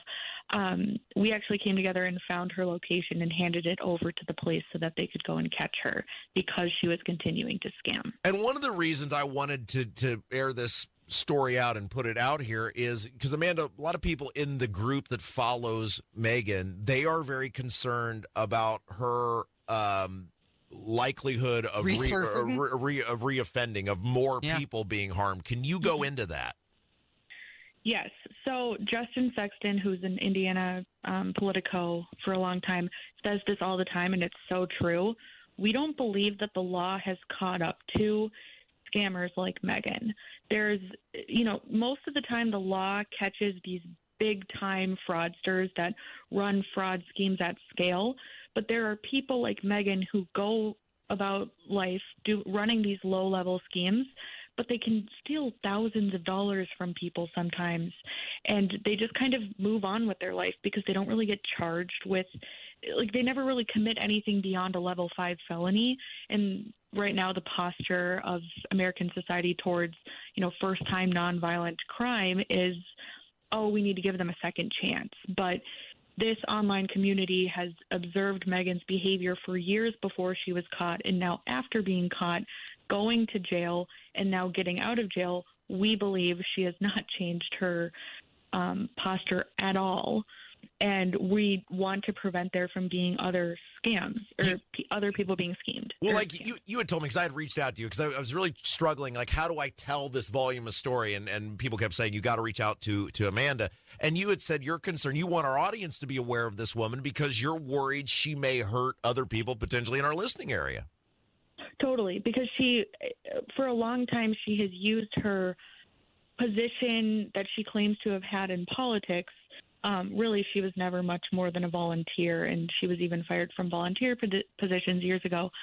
But she will use that as, oh, I'm an authority in politics, so, start talking to me. And then 5 days later, these people find themselves engrossed in an elaborate scheme that Megan has come up with. So I'm worried about people in Indiana being scammed again. And one of the things that you and I had agreed on, and it really is amazing, is when you watch, like, somebody now I had direct contact with her, but not in the sense of, like, I wasn't scammed. I was, but I saw this thing. I saw how it worked up close. You were a potential victim. But I feel like I was being, they thought we can use this guy and his dislike of Republican policy to sell this story. So in a sense, they were trying to fish me, but I had the investigative ability to look through things and talk to people and realize, hey, this story's full of it. But one of the things, Amanda, you pointed out, and I think this is very important, when you watch the Megan saga from afar, you go, wow, what a wacky, wild cartoon character. But then you lose sight of the fact that people have actually really been hurt by this person. Yes. And oftentimes elderly people and people with disabilities, which is one of the worst parts of this. All right, again, if you're just joining us, it's a special extended version of True Crime Tuesday. Today, talking about the unbelievable story of local scammer Megan Stoner and the online community that helped bring her down and hold her accountable. It's Kendall Casey Show, 93 WIBC. I've just been feeling so sluggish lately. You should try the Metamucil 2-Week Challenge. The Metamucil 2-Week Challenge? Yeah, Metamucil 4-in-1 Fiber helps trap and remove the waste that weighs you down. Start your daily routine now, and in 2 weeks, you could be feeling great. Well, it's been 2 weeks. How you feeling? Lighter and feeling great. If you want to feel lighter by promoting digestive health, sign up to take the 2-week challenge at Metamucil.com. These statements have not been evaluated by the Food and Drug Administration. This product is not intended to diagnose, treat, cure, or prevent any disease. If you used to hear a whole lot of this, but now you can barely hear this, you need to check out RelayIndiana.com and CapTel, the caption telephone. CapTel allows you to get your groove back when using the telephone. It uses voice recognition technology so you can read on a bright screen what the other caller is saying. Go to RelayIndiana.com and add clarity back into your conversations with CapTel, the caption telephone from Relay Indiana. Visit RelayIndiana.com now. 93 WIBC Mobile News. On the level, on the go. Back and forth over trade. It's mostly cloudy and 37 downtown. I'm Kurt Darling. Here's what's trending at 10:30. China is slapping tariffs on some U.S. products in retaliation to tariffs implemented by President Trump, which will be rolled out next week. Beijing said over the weekend, or overnight, I should say, that it will charge extra tariffs of 15% on U.S. coal and liquefied natural gas, among other things. Over the weekend, Trump signed off on 10% tariffs on China in addition to existing 25% tariffs, which were applied during his first term. Tariffs on Mexico and Canada have been delayed. The Trump administration is also looking at ways to drastically slim down the education department. Fox's Jared Halpern. Administration officials are weighing executive actions to defund the Department of Education, fulfilling a campaign promise of President Trump. Fully defunding or eliminating the federal agency would require congressional approval, but the Wall Street Journal reports a proposed order would shut down all functions of the department not explicitly written into law. The Education Department has come under scrutiny from Republicans. At the White House, Jared Halpern, Fox News. I'm Kirk Darling, on the level, on the go, and on WIBC.com. Okay, we are running a car drive right now to help veterans all across America. So if you have an old car, truck, or van, even a motorcycle or an RV sitting around, you can right now give it away and help the vets. They really need your help. And your car will help support the vets and their families. And guess what? You even get a tax donation. Plus, we'll even come and pick up your car for free. And all you've got to do is pick up your phone right now and make a free call. Now is the perfect time to do something good for the vets. Give back to the vets right now for all they've done for this country. And your old car can really help them. So call the Veterans Car Donation Program right now for free pickup of your vehicle. Help the vets and help your taxes at the same time. Call right now. 800-883-3024. 800-883-3024. 800-883-3024. That's 800-883-3024. The holidays are over, and the new year is here, making it the perfect time to think about the future. More specifically, it's the perfect time to think about your financial future. Right now, Howard Bailey Financial is offering a free retirement toolkit, a comprehensive guide designed to help you plan, save, and jumpstart the retirement you deserve. To get your free copy today, text FUTURE to 888-262-1104 and download your free retirement toolkit. Start 2025 off with a gift to yourself, filled with all the tools you need to plan for a positive and purpose-filled future. Just text FUTURE to 888-262-1104 to start planning today. Make this new year your year to invest in yourself and secure a brighter tomorrow, starting today. Howard Bailey Securities, LLC is an independent financial services firm and uses a variety of different investment strategies. Please see disclosures at howardbailey.com. Show your true love and spoil her with that special Valentine's gift from Pierce Jewelers in Carmel that says, I love you. Remember, shop local, shop smart, shop Pierce Jewelers. Tune in Saturdays 9 to 1 for the Home and Garden Show for advice and fun, brought to you by Michaelis. Water, storms, fire, and wet basements. Life happens. Michaelis happens to help you through it. Take me in, oh tender woman. Take me in, for heaven's sake. Take me in, tender woman.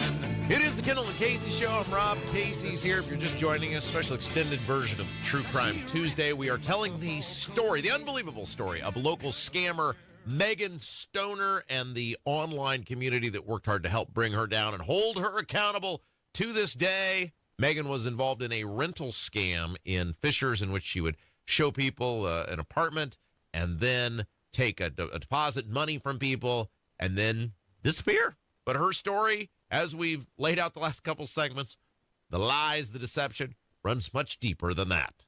And Amanda Peterson from Don't Waste This Podcast, a podcast that chronicles hours upon hours of all the crap Megan's pulled over the years, our guest to help tell the story.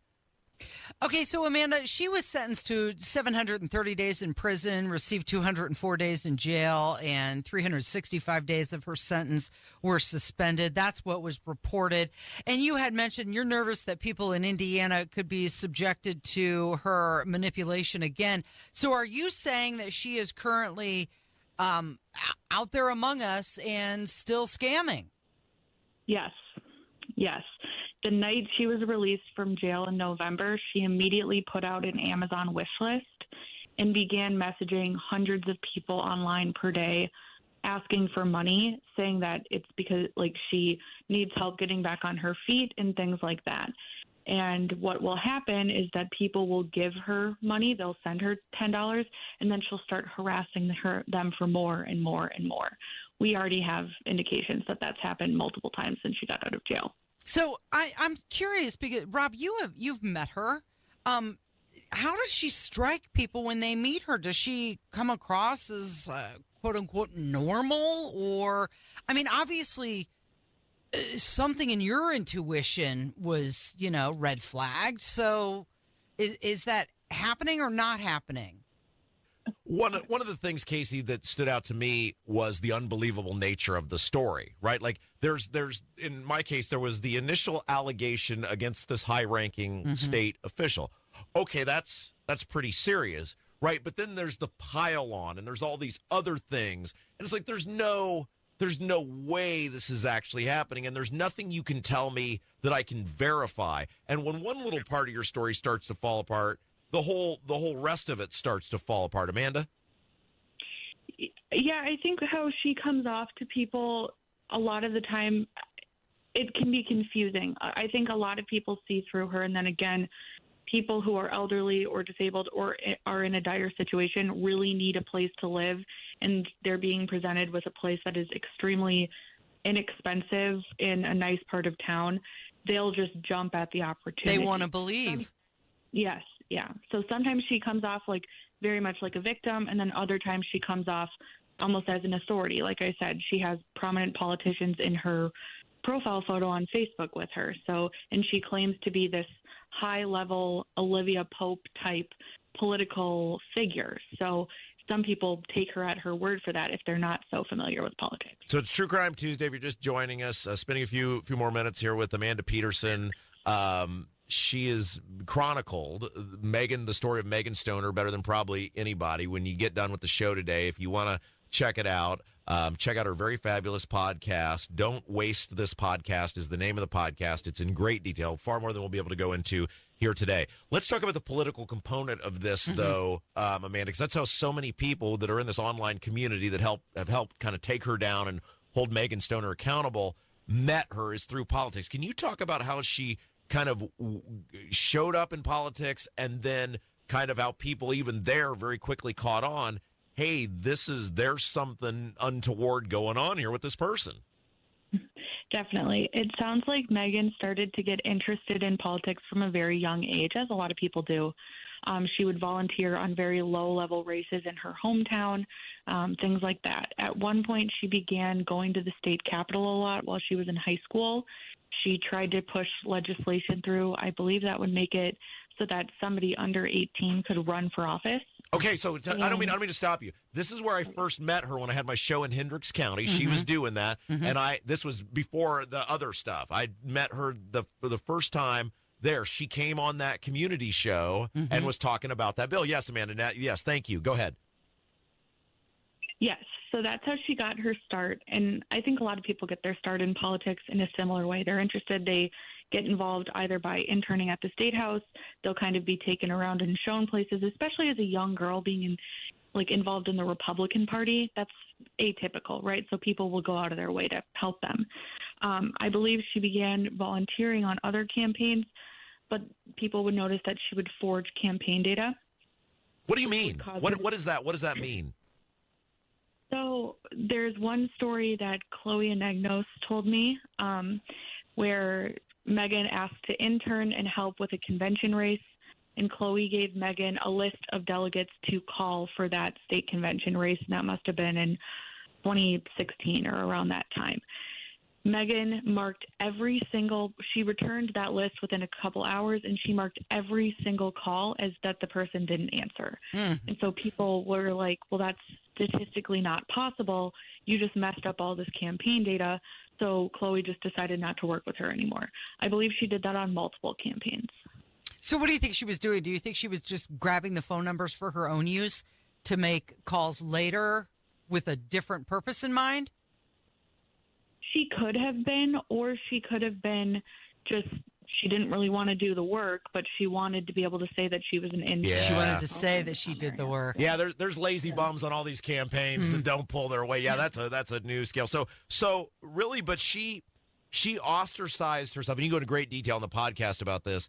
She ostracized herself very quickly, even from the political community, though, like she had almost every other community she had engaged with. Yes. So people, I mean, politics is a small community, right? So people started to learn, okay, she does this, don't hire her.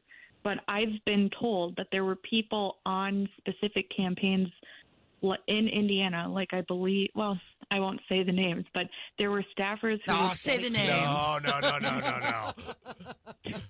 Go ahead.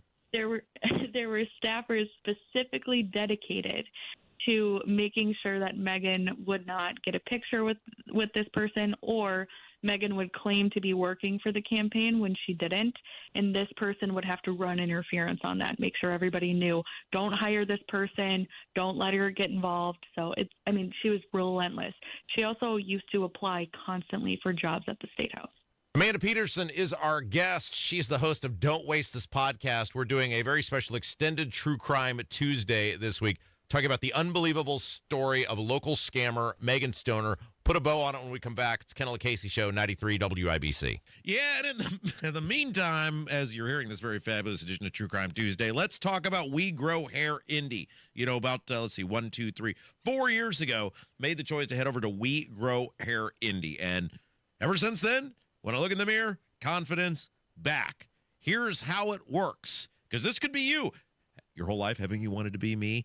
I could be you, or you could be me, or I don't know how that works. Stop looking at me like that, Casey. You know what I'm trying to say. All right, you call today, 317-522-2995, 317-522-2995. Schedule your totally free, no hassle, no obligation consultation. Darren and the gang, they'll take a look at what you got going on, and then they'll give you some suggestions on how to make that a little bit better. Then you make the call. It's really that simple. And in the meantime, see how some other folks got their confidence back by heading over to WeGrowHairIndie.com. WeGrowHairIndie.com, 317-522-2995. Tell them Rob sent you.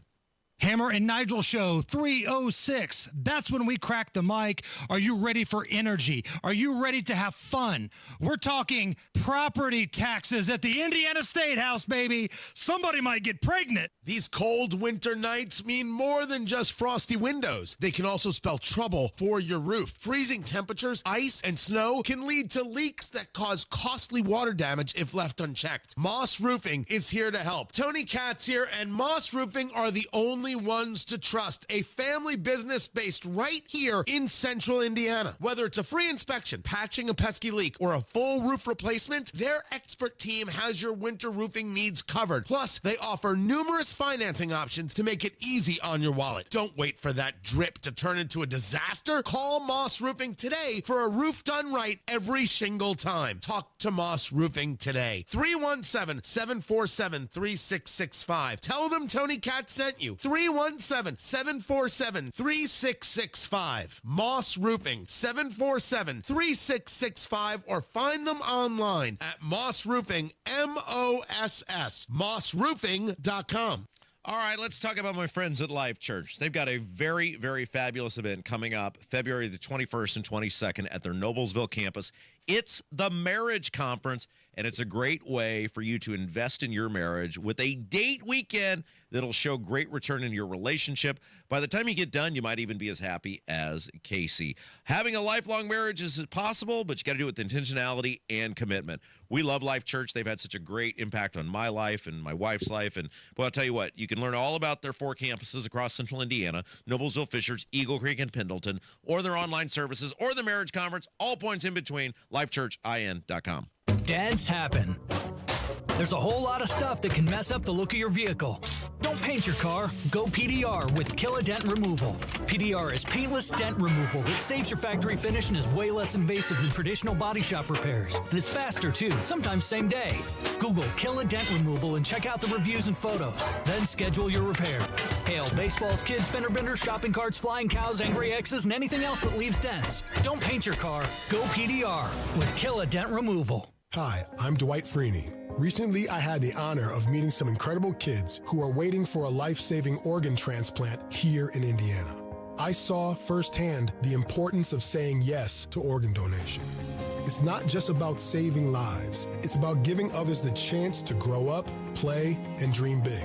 Signing up as an organ donor is quick and easy. It takes less than a minute, but the difference you can make lasts a lifetime. Learn more at DonateLifeIndiana.org. Health gives you the ability to love more, feel more, Be more. Health gives you the ability to live an extraordinary life. Because every day, no matter the challenges, is a chance to breathe. Laugh until your belly aches. Cry because you care so much.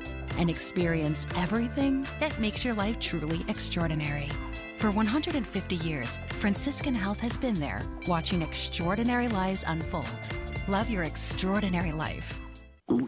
Oh no, stomach issues again? Stomach issues? Who are you? Your pancreas. I could be the real reason for your diarrhea, gas, bloating, stomach pain, or loose oily stools. I thought it was my stomach. People often do, but any of these symptoms could mean having a condition called exocrine pancreatic insufficiency, or EPI. With EPI, the pancreas doesn't release enough enzymes to break down food, but EPI is manageable. Use the symptom checker on identifyepi.com and speak with your doctor. That's identifyepi.com. Sponsored by AbbVie. Best are us when dreams don't come in. Best are us. Right now, get $1,500 off a shower or tub replacement or $3,000 off a full bathroom remodel, plus low to no monthly payments. Call 765-545-BATH to schedule your free estimate or go to bathsareus.com. 765-545-BATH. Best are us when dreams don't come in. Best are us. Never miss your favorite shows on WIBC. Get your content to go. Would you like fries with that? Tony Katz, Kendall and Casey, Hammer and Nigel, Tony Kennett, The Gun Guy, Home and Garden. Subscribe wherever you get your podcasts. Lights, lights, lights, yeah. Lights, lights, lights, yeah. It's been an unbelievable hour of radio and extended true crime Tuesday, telling the unreal story of local scammer Megan Stoner. Amanda Peterson has been our guest here on the Kendall and Casey Show. She's the host of Don't Waste This Podcast. Nobody has really chronicled the story of local scammer Megan Stoner quite like Amanda and her podcast. Okay, so before we let you go, because we could go on again, people just go check out the podcast. If you've missed any part of this interview, Amanda Peterson is our guest. Don't Waste This Podcast is the name of her podcast. It details the entire chronicle that is the Megan Stoners. You're just shaking your head, Casey, and just believe. Well, I can't believe. I'm wondering, like, were there signs of these issues when she was young? Have you? I mean, like, did it just like a flip was switched one day, or was she always like that? It sounds like there were indications that there was something going on from a young age. I have people on the podcast who say that in elementary school, she falsely accused people of beating her up and things like that, to the point where the school had to pull security camera footage and figured out that the person she accused was not even in school at the time. Wow. She would falsely accuse, again, pastors from middle school or elementary school. So it does seem like there's something at play there. And on the podcast, I actually have on a psychologist or a therapist who kind of goes into, Megan claims to have had or have been diagnosed with a lot of different mental health issues and challenges. So we go into all of the things that Megan claims to have and what the symptoms are of those conditions and what role they would play if she really does have them. So to kind of put a bow on this, why is she on law enforcement's radar? I mean, you talked about the concern about the recidivism rate, that she will reoffend, is reoffending, could currently be reoffending. Clearly, this scheme that she had, that she pled guilty to, was very elaborate. It was well thought out. I mean, you read it and you go, "Ooh, that's," if you had a criminal mind, that's kind of brilliant the way she was doing this. Is she on law enforcement's radar? Is someone keeping an eye on her? Who is monitoring this person, if anyone? From what I understand, law enforcement is watching her. Interestingly, when she got charged with the rental scam, once the whole group of people came together, people realized that there were more people that she had scammed. So a big part of the story that we didn't go into, because there's just so much, is Megan drove Teslas. So she had like 4 Teslas, and she would crash them, and then she'd get another one. How? Which was... I haven't made it to that far in the podcast yet, Casey. Oh, my gosh.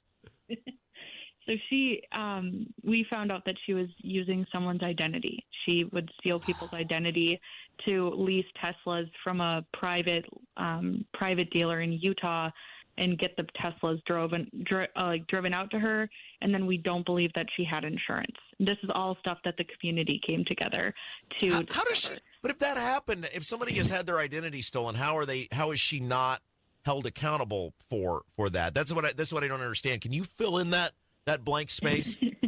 Yes. So, well, this is one of the great things about the community, and people call us all sorts of names like vigilantes or something, but without the community, we would not have figured out what happened. So she stole, we believe, a past roommate's identity and used that former roommate to scam this person who was leasing her the Teslas. And then she wouldn't make the payments. She didn't have insurance, and she would crash them and things like that. When the community came together and were trying to figure out how she could afford these Teslas, because those are expensive cars, and she didn't appear to have a job, we contacted some members of the community, not me, contacted the guy who leased the cars, figured out whose name was on the lease and everything, and handed over all the information that we have to him. He has sued Megan civilly, but that came after the initial arrest for the rental scam. And I believe, but I don't have any confirmation on this, I believe that is being looked into federally. I think a lot of these identity theft cases, again, that have come out since the podcast started and since the community came together, I think a lot of it is being looked at federally, but these things take time. It takes time I believe the Indiana State Police started looking into her crime with the rental scam in December or November of 2021, and she was not arrested until April of 2023. So I told you, Casey, this is going to be an unbelievable story. Wow, you didn't believe me. It just keeps going, and it just keeps going. I mean, you're right. I think you undersold it, Amanda, when you said that there were so many tentacles to this story. There's just so many things. Okay, so we'll let you go with this because unfortunately we only have so much time in the hour. What can the public be doing right now? What would your advice be to our listening audience? My advice is twofold. First of all, just be vigilant when people are asking for money on social media and things like that. Maybe Google them before donating. Maybe make sure that the GoFundMe is legitimate and things like that. I think it's getting increasingly likely that scammers are using things like this. And the second thing is I believe that the best way to go about this is to spread awareness. And that's the reason I did the podcast. I'm not trying to gain anything for myself really from it. I think the more people who hear the story, some people still are going to choose to work with her or communicate with her, but I want them to have the full story. Because before, all of these different components of the story were floating around, but they were never organized. So nobody could really understand the level of her madness. And that almost seems like that was intentional, that, they weren't compiled in one place. What made you want to do this podcast? Were you a victim of hers, or did you just find the story fascinating? Megan reached out to me for money years ago, and she's reached probably in 2016. I'm not local to Indiana. I'm from Minneapolis. So when I was involved in Minnesota College Republicans, that's how I met Megan. I had friends in Indiana. She friended me because I was friends with them, and that's how the story goes. But not only that, she scammed virtually everyone I knew across the country from College Republicans for the last 5 years. She would reach out to people. So that's what got me interested in the story, and I knew I could put a podcast together. So I'm completely self-taught, but that's why I did everything. Yeah, it's great. I obviously it's taken forever to get through all the podcasts and get caught up, but it's something I'd watched from afar for many years. Obviously, after my interaction with her, and now listening to this podcast, and it was really listening to this podcast that made me say, "Hey, we got to try to tell this story too," because she's still located here, as far as we know, in Central Indiana. And the other thing I love about Amanda is you don't sell any ads right on your podcast. You're not trying to make any money off this. You do this all of your own time and volition to educate the community. I had to put ads on because I need to hire an editor. I'm not great at editing, so that's why I put ads on now. And I'm starting to cover other stories. So the next story I cover is also in Indiana. Those episodes will start rolling out in the next few weeks. But I've had a ton of people send stories to me, so it's been a real blessing. I'm so grateful, and thank you so much for spreading this story on your radio show because, again, like the more awareness on this specific story, the better. Yeah, Amanda, thank you. By the way, I told her there was a former 7th Congressional District candidate for public office that would be great for her to cover. The similarities between this and you see it too. Old Honest Gabe. Wow. I mean, it's like the same picture. Yeah. It's the same Amanda, picture. thank you so much for your time, and we appreciate all the hard work that you've done, and keep up the good work. Thank you so much for having me. You're listening to Kendall and Casey on 93 WIBC. Hi, I'm Charlie Comer from Comer & Cross Premium Garage Floor Coatings. If your garage floor looks bad with stains, cracks, and pits, it makes your entire garage look bad. And a bad epoxy job or chipping paint makes your garage or basement look worse. With one quick call to 1-800-NEW-FLOOR, I can save you $1,000 on a new Comer & Cross garage floor or basement floor during our winter sale. A Comer & Cross concrete floor coating is the gold standard. Guaranteed. A Comer & Cross garage floor won't chip, crack, or show tire lift like epoxy or paint ever. What's the Comer & Cross difference? We make it so easy. We move your stuff out for you. We fix the cracks and pits perfectly. And one day, you will love your gleaming new Comer & Cross garage floor or basement floor just in time for spring. Call us right now for $1,000 in savings during our winter sale. Operators are standing by now at 1-800-NEW-FLOOR. That's 1-800-NEW-FLOOR. Or go to COMERcross.com. Hey guys, it's Rob for Universal Windows Direct, and right now Universal Windows Direct is in the middle of the Love Your Windows sales event. For every 2 windows you buy, you could get the next 2 free. No limit. Here's how the math works. I mean, you know this, right? You're smart people. Need 4, you pay for 2. You need 20, you pay for 10. Perfect way to save big while upgrading your home. Oh, and that's not all. Universal Windows Direct is offering no interest financing for 3 years. That's 36 months of interest-free payments, 0%. Yes, already have a price from another company. Universal Windows Direct will beat it, so you know you're getting the best deal around. Now, some restrictions apply. So go ahead and call today, get all the information, and schedule your totally free in-home estimate. 317-659-7574. 317-659-7574. Check everything out on the web, universalwindowsdirect.com. Universalwindowsdirect.com, 317-659-7574. Tell them Rob sent you.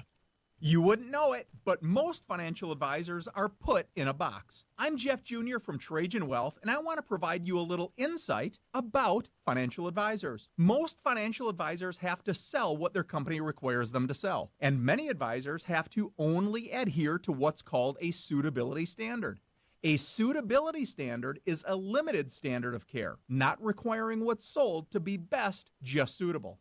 Advisors with this loose standard often have limited investment and product selection. Trajan Wealth is held to a fiduciary standard, which is the highest standard of care in the advisory business. And that's just one of the many reasons we have billions of dollars under our care and attract clients from other advisors. Raise your standards today and call Trajan Wealth. 317-480-4040. That's 317-480-4040. Advisory services offered through Trajan Wealth, LLC, an SEC-registered investment advisor. Wealth-changing question. Has your advisor created a portfolio based only on your age and risk tolerance? That's simply not good enough. Your money deserves better, and so do you. At Creative Planning, our private wealth managers learn about you first. And then they create a customized plan and portfolio by partnering with our in-house money managers, accountants, and attorneys. Don't settle for a standard portfolio. Book your free meeting today at creativeplanning.com. Creative Planning, a richer way to wealth. My quality of life is so different, but one of the first things that I noticed was my breathing. I don't ever remember being able to breathe like that.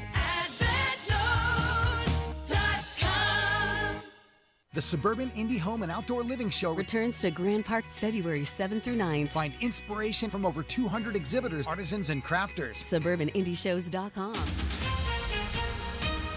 Coming up in 2 minutes, the discussion on property taxes goes in depth at the State House. Plus, a member of the City County Council is being shunned by his own party, and what Governor Braun had talked about with faith leaders on Monday. I'm Kurt Darling. That and more coming up from the Technology Recycler Studios after Fox News Radio. You're listening to 93 WIBC, WIBC HD1 Indianapolis. It's 11 o'clock. This is a Fox News alert. A green light for a controversial Trump nominee.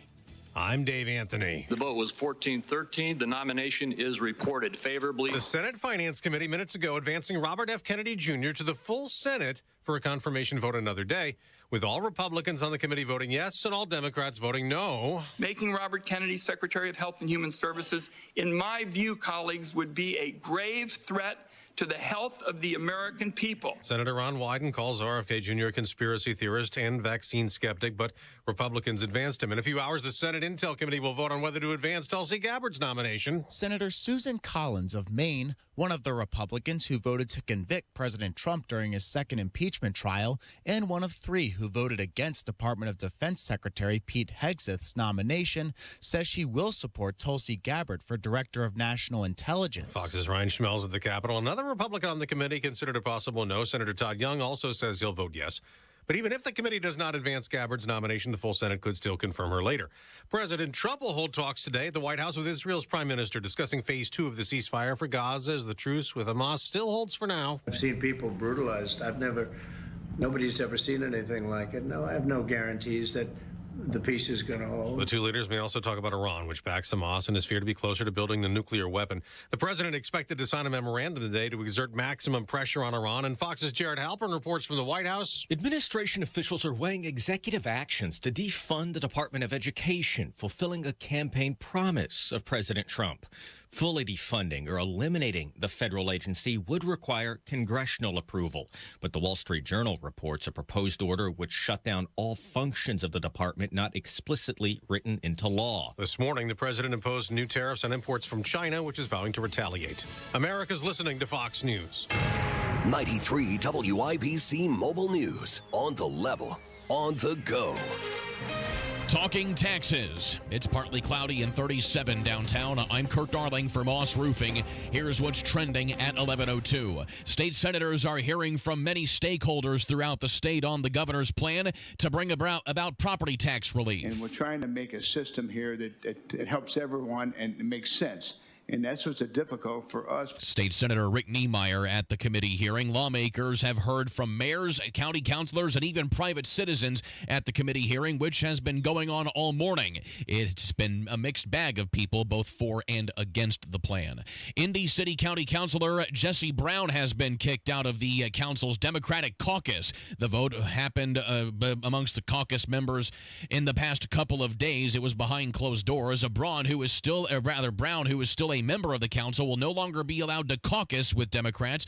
Brown says that this move disenfranchises his constituents. Shots fired, a crash, and a woman dies. John Herrick reports on what happened Sunday in Anderson. Police say it all happened outside Sunny Ray's, where someone fired off a gun and injured two women and caused a third woman to be hit by a car. One of the women later died at a hospital in Indianapolis. Her name was Dayla Swain. She was 26 years old. The other two women got medical treatment. Anderson police say they're looking into it. John Herrick, 93 WIBC Mobile News. They were constructive. That's how it's been described when it comes to talks between Governor Braun and faith leaders who are concerned about recent executive orders. Braun met with the faith leaders to hear them out on Monday, one of whom was Dr. Lionel Rush. Covered a lot of ground. We're not going to divulge everything that we said in that conversation. It was meaningful. Braun has ordered DEI practices with the state to be stopped, as well as proposed cutting funding for Martin University. The Indiana Fever have signed a WNBA veteran, Dewana Bonner. She comes to the Fever from the Connecticut Sun and is a six-time All-Star. Bonner was drafted in 2009 and averaged 15 points a game last season with the Sun. I'm Kurt Darling, on the level, on the go, and on WIBC.com. If you built a house, you'd start with a strong foundation, right? Now, if you want to build a financial game plan for retirement, you'd start with Social Security. That's the foundation, and here's why. The decision to file for Social Security could impact your taxes, IRA, and 401k withdrawals, spousal benefits, and even your Medicare premiums. Everything is impacted by Social Security. That's why it's critical you get this right. Nobody knows Social Security like our guy, Bill Demery, your retirement guy here in Indy. Bill is going to do customized. That's important. Customized Social Security analysis just for you. Everybody's different. He'll customize yours. And it's free. Absolutely free, even if you're not a client. So if you've saved more than $200,000 and have not yet filed for Social Security, call our guy, Bill Demery, 317-648-5120. 317-648-5120. Bill Demery, your retirement guy. This hour on 93 WIBC is powered by Pierce Jewelers, Carmel's Valentine's Gift Headquarters. You're listening to Rob Kendall. When we talk about sending money somewhere, we're talking about printing the money because we have no money. And Casey Daniels. My government would never lie to me, would they? On 93 WIBC. Hey, it looks like your boyfriend's getting confirmed. You see that? Are you talking about Robert F. Kennedy Jr.? Yeah, you remember you took that dime store novel cover photo with him. Remember that? Yeah, I do remember that. So he has been voted out of the Senate Finance Committee, and his confirmation is now heading to the Senate floor. Okay, so now the big one is... Tulsi Gabbard? I think people kind of read the tea leaves on RFK, and they thought, okay, he's going to get through, even if it's Vance has got to break the tie. And so now it's Gabbard, and Spendingberg is being all coy because Spendingberg is the deciding vote on Tulsi, which tells me he's going to vote for her. Well, that's because, Susan Collins came out and she said that she would support Tulsi Gabbard. Yeah. So now it's all about Todd Young and what he's going to do. Now, it's being reported that he is going to say yes to her. Oh, there's no way at this point, because he did something about, I'll have more to say tomorrow. There's no way you'd do that if you were going to vote against her, which shows public pressure from people who need to be in politics. It works. Right. He was going to vote against her, and then Elon Musk got mouthy about him, and within, whatever an hour, he started changing his tune. Shows you can beat this guy. I've been telling you about this dude for however long I've been here now. Long time. Pleased to be here again today, Casey. Well, the interesting thing is that Todd Young said that he's going to support Donald Trump's nominee. He didn't even support Donald Trump. Right? He quite vocally. See, this just shows you what just disingenuous pieces of garbage these politicians are.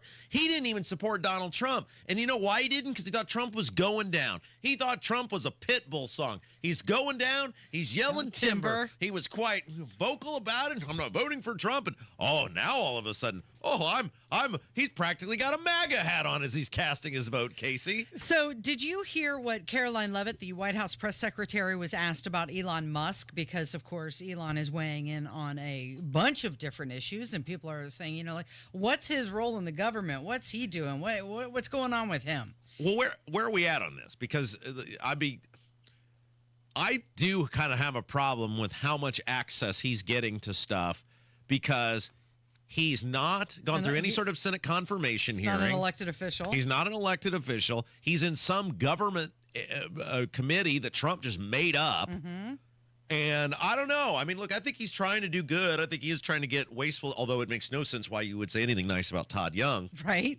But I think he is helping solve problems. But like the stuff he's getting access to, it's like, ooh, I don't. Yeah. Not that like a lot of these bureaucrats are pillars of honesty and integrity, right? I mean, or these elected people. But I don't know. Where are you at with this? I'm kind of like you. I'm somewhere in the middle. Like, I think it's good as long as his intentions are good. But he's not. Wasn't there a song? I'm just a soul whose intentions are good. Oh, Lord, please don't let me be. The Animals. The Animals. Yeah, Eric Burton. That's right. Thank you. Yeah. Is that Elon Musk? I mean, so, I think he wants to do good things, and everything that he's been digging into, especially with USAID, USAID, Yes, whatever. I mean, he's exposing a lot of waste, fraud, and abuse, it seems, as long as he keeps down, the train rolling down those tracks. Do we have some audio? Because I have a gripe, but I want to let you play your audio first. Well, I think the big question was his security clearance. Elon Musk is a special government employee. Yes. What kind of security clearance does he have? I can confirm he's a special government employee. I can also confirm that he has abided by all applicable federal laws. As for his security clearance, I'm not sure, but I can check back with you. Did he pass a background check, do you know? I don't know about the security clearance, but I can check. And do you know about anyone who's on his team that was at USAID this weekend or at Treasury Department, whether they also have security clearances? I don't know, but I can check on that for you. Sure. I want to ask about this. So I think the more involved he gets, the more questions that are being asked about him. Well, yeah, but let's put this in perspective, right? It's the ridiculousness of you had pay for playola right there in the Oval Office for 4 years, Right. and the drug addict hooker using conduit to the pay for play scheme had total access to everything in the White House and who knows what, and nobody gave two cares about that. Now Elon Musk, who by all accounts, whether you agree with his politics or whatever, is a reputable in terms of, he's not wanted for various felonious offenses. Well, and the big difference is, you're alluding to Hunter Biden. Am I? mean, How'd you know? What gave it away? Elon Musk, he's kind of like us. He doesn't need anything from those people. Well, and that's what worries them is he's going to get access to stuff that, and he's exposing stuff that look, you had Zelensky yesterday go, where'd $100 billion go? Now, of course, you trust that little, I can't say that. You trust that guy about as far as you can throw him. But, either he's lying or Biden's lying because Biden says he sent him the money and Zelensky says he didn't get it. Yeah, which lie are you going to believe? They're both probably lying. May I gripe for a second? Please, go for it. Well, I wore this shirt today. It's a very nice shirt. I think I got this for you look Christmas really nice. or something. It's like a navy blue gingham sort of. Gingham? It's a well, what? It's kind of a gingham-ish. Is that a style? Wasn't that a It's song? It's a print, Oh. yeah. Wasn't it a song? Gangnam. Oh, Gangnam Style. Gangnam Style. Yeah, by the Korean guy. Yes. Yeah, you remember that one, right? That was viral. Very good, Kev. Way to label.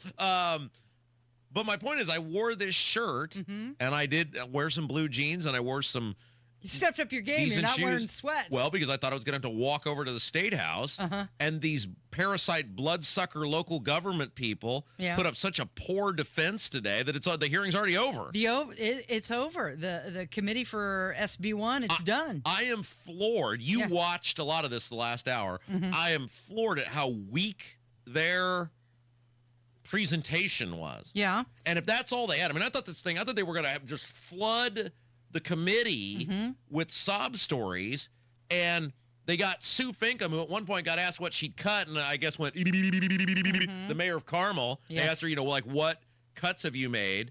And she couldn't name them because they don't cut. They just grow. Then some guy. My favorite part was there was some rural county commissioner, Huntington County. Okay, Huntington County, the home of Dan Quayle. And you ever been to the Dan Quayle Museum, Casey? No. That's up in your neck of the woods. I once toured the Dan Quayle Museum, and it took all of about 2 minutes. Okay. They tried to charge me to come in, and I said, "Oh no, thank you. I'll be leaving now. I can see it all from here." Is there potatoes there? What's that? Nothing. No, I see what you did. Yeah, very funny. Are you going to insult the good name of Dan Quayle, Casey? No. Anything else you'd like to I didn't throw out at the insult former him at vice all. president? I merely asked you what there's nothing food they offered There's nothing there. lower than insulting a vice president from Indiana, Casey. Oh, okay. Is there anything you want to say about Mike Pence? There's a picture of Mike Pence and Todd Young that's been circling around. Well, they're the same guy. Oh, okay.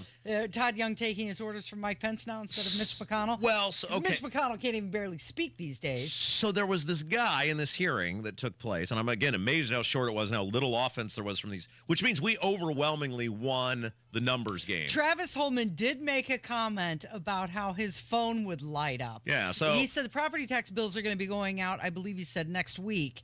And he said, I'm going to hear all about it. My phone's going to ring. Well, so we overwhelmingly, hundreds of people have emailed him, et cetera. So in terms of the little opposition these county and local government people put forward, but there's this Huntington County. So they're Garden, I think, Chris Garden was talking, who's, I believe, the co-author of the bill, is asking, going back and forth with this county commissioner or counselor or whatever he was.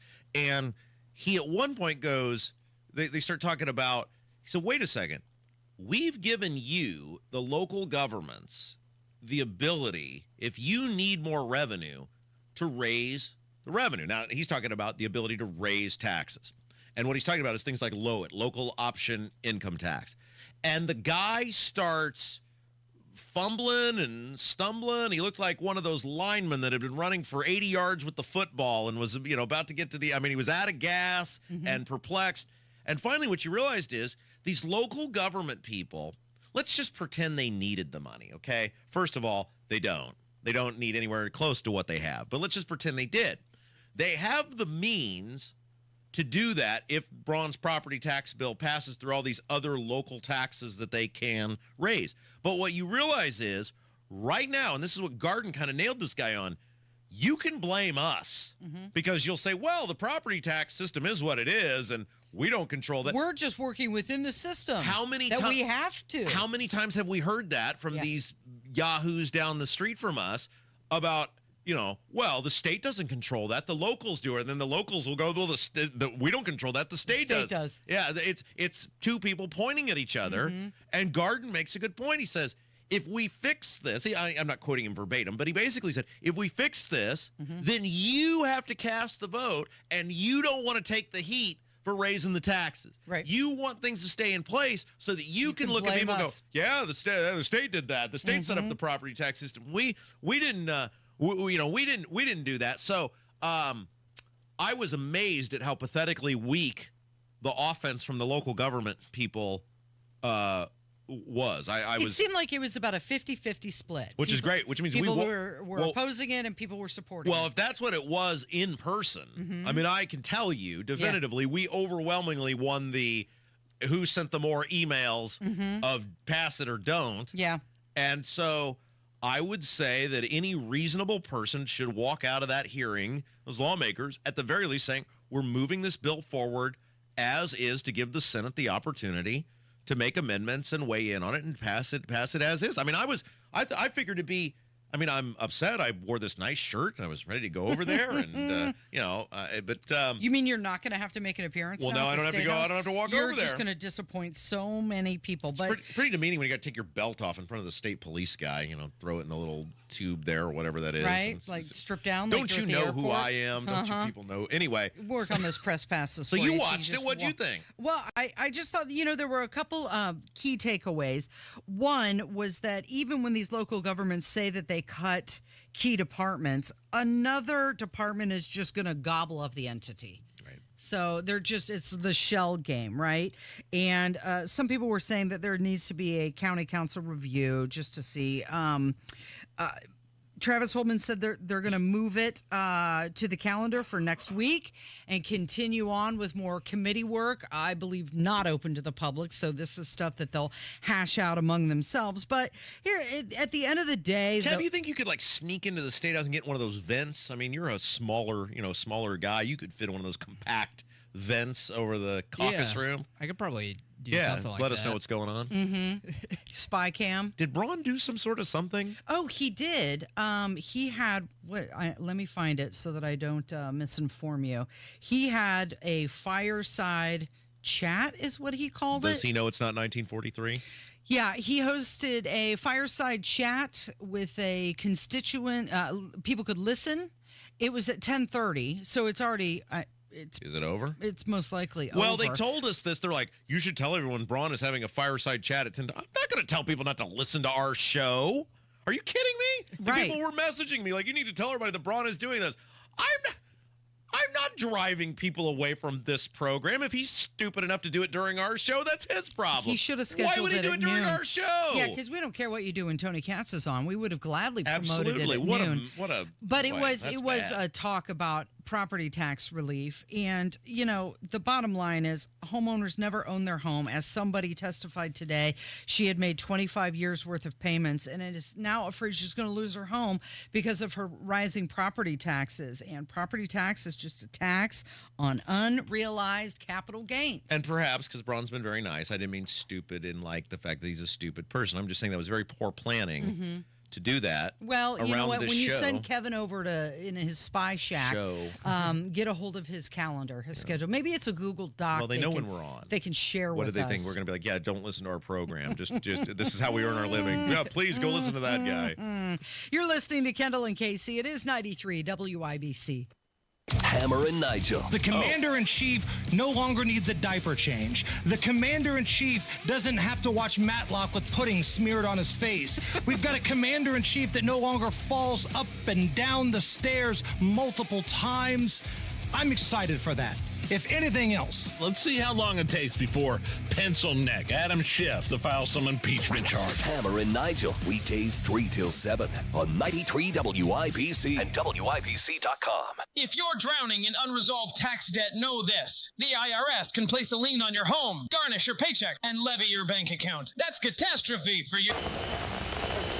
We interrupt this message to bring you some good news about your tax debt. We're TaxRise, experienced tax professionals who can help you seek relief programs and work directly with the IRS on your behalf. Find out if you qualify with a free consultation. 888-788-4220. Eric from South Carolina owed over $74,000. We helped reduce it to $798. Troy, a disabled veteran, owed over $142,000 and settled at $500. We've helped thousands of clients with their tax problems, and we're ready to help you. So take the drama out of your tax debt and rise above your situation with TaxRise. For your free consultation, call 888-788-4220. 888-788-4220. Results vary, not guaranteed. Client names changed. TaxRise is not IRS affiliated or a law firm. Someone had a birthday. Yep, 50. Can't believe it. 50 years of wisdom. Great segue. We have health news, a CDC update. Pneumococcal vaccination is now recommended for adults 50 or older. Says here, we're over 6 times more likely to be hospitalized with pneumococcal pneumonia than adults under 50. I don't love those odds. Same. Look what I found. Pfizer's Prevnar 20 is proven to help protect adults against pneumococcal pneumonia and invasive pneumococcal disease in just 1 dose. And millions have already gotten it. Continued approval may depend on a supportive study. Don't get Prevnar 20 if you have a severe allergy to its ingredients. A weakened immune system may lower your response. Common side effects include injection site pain and swelling, fatigue, headache, muscle, and joint pain. For full prescribing information, please call 1-855-213-2138. Visit Prevnar20.com or talk to your doctor or pharmacist. I'm on Prevnar20.com now, scheduling my appointment. Good idea. And happy 50th. Lanny went to college and racked up huge debt. A little bit over $100,000. For a degree he couldn't use? Now what? I had a friend that went to my computer career. They even helped him get hired immediately after graduation. One of the things I love about IT is that you can work from anywhere you want. You could become an IT pro in just months, including cybersecurity and the basics of AI with zero experience at mycomputercareer.edu. It worked for me, and I know it can work for you. This is one student's experience. Individual results vary. You better move. You better dance. We're all fam here in a clear. You know,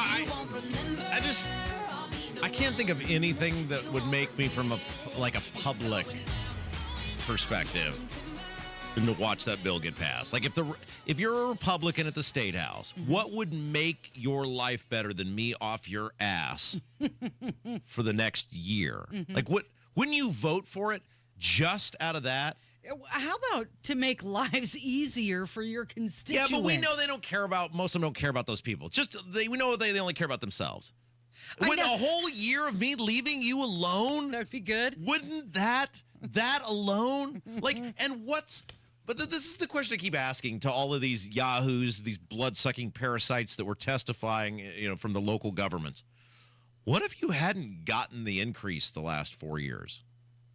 What would you have done? Right. How would you have ceased to exist? Right. How would the local government have existed? Close up shop. Exactly. I mean, it is, and you.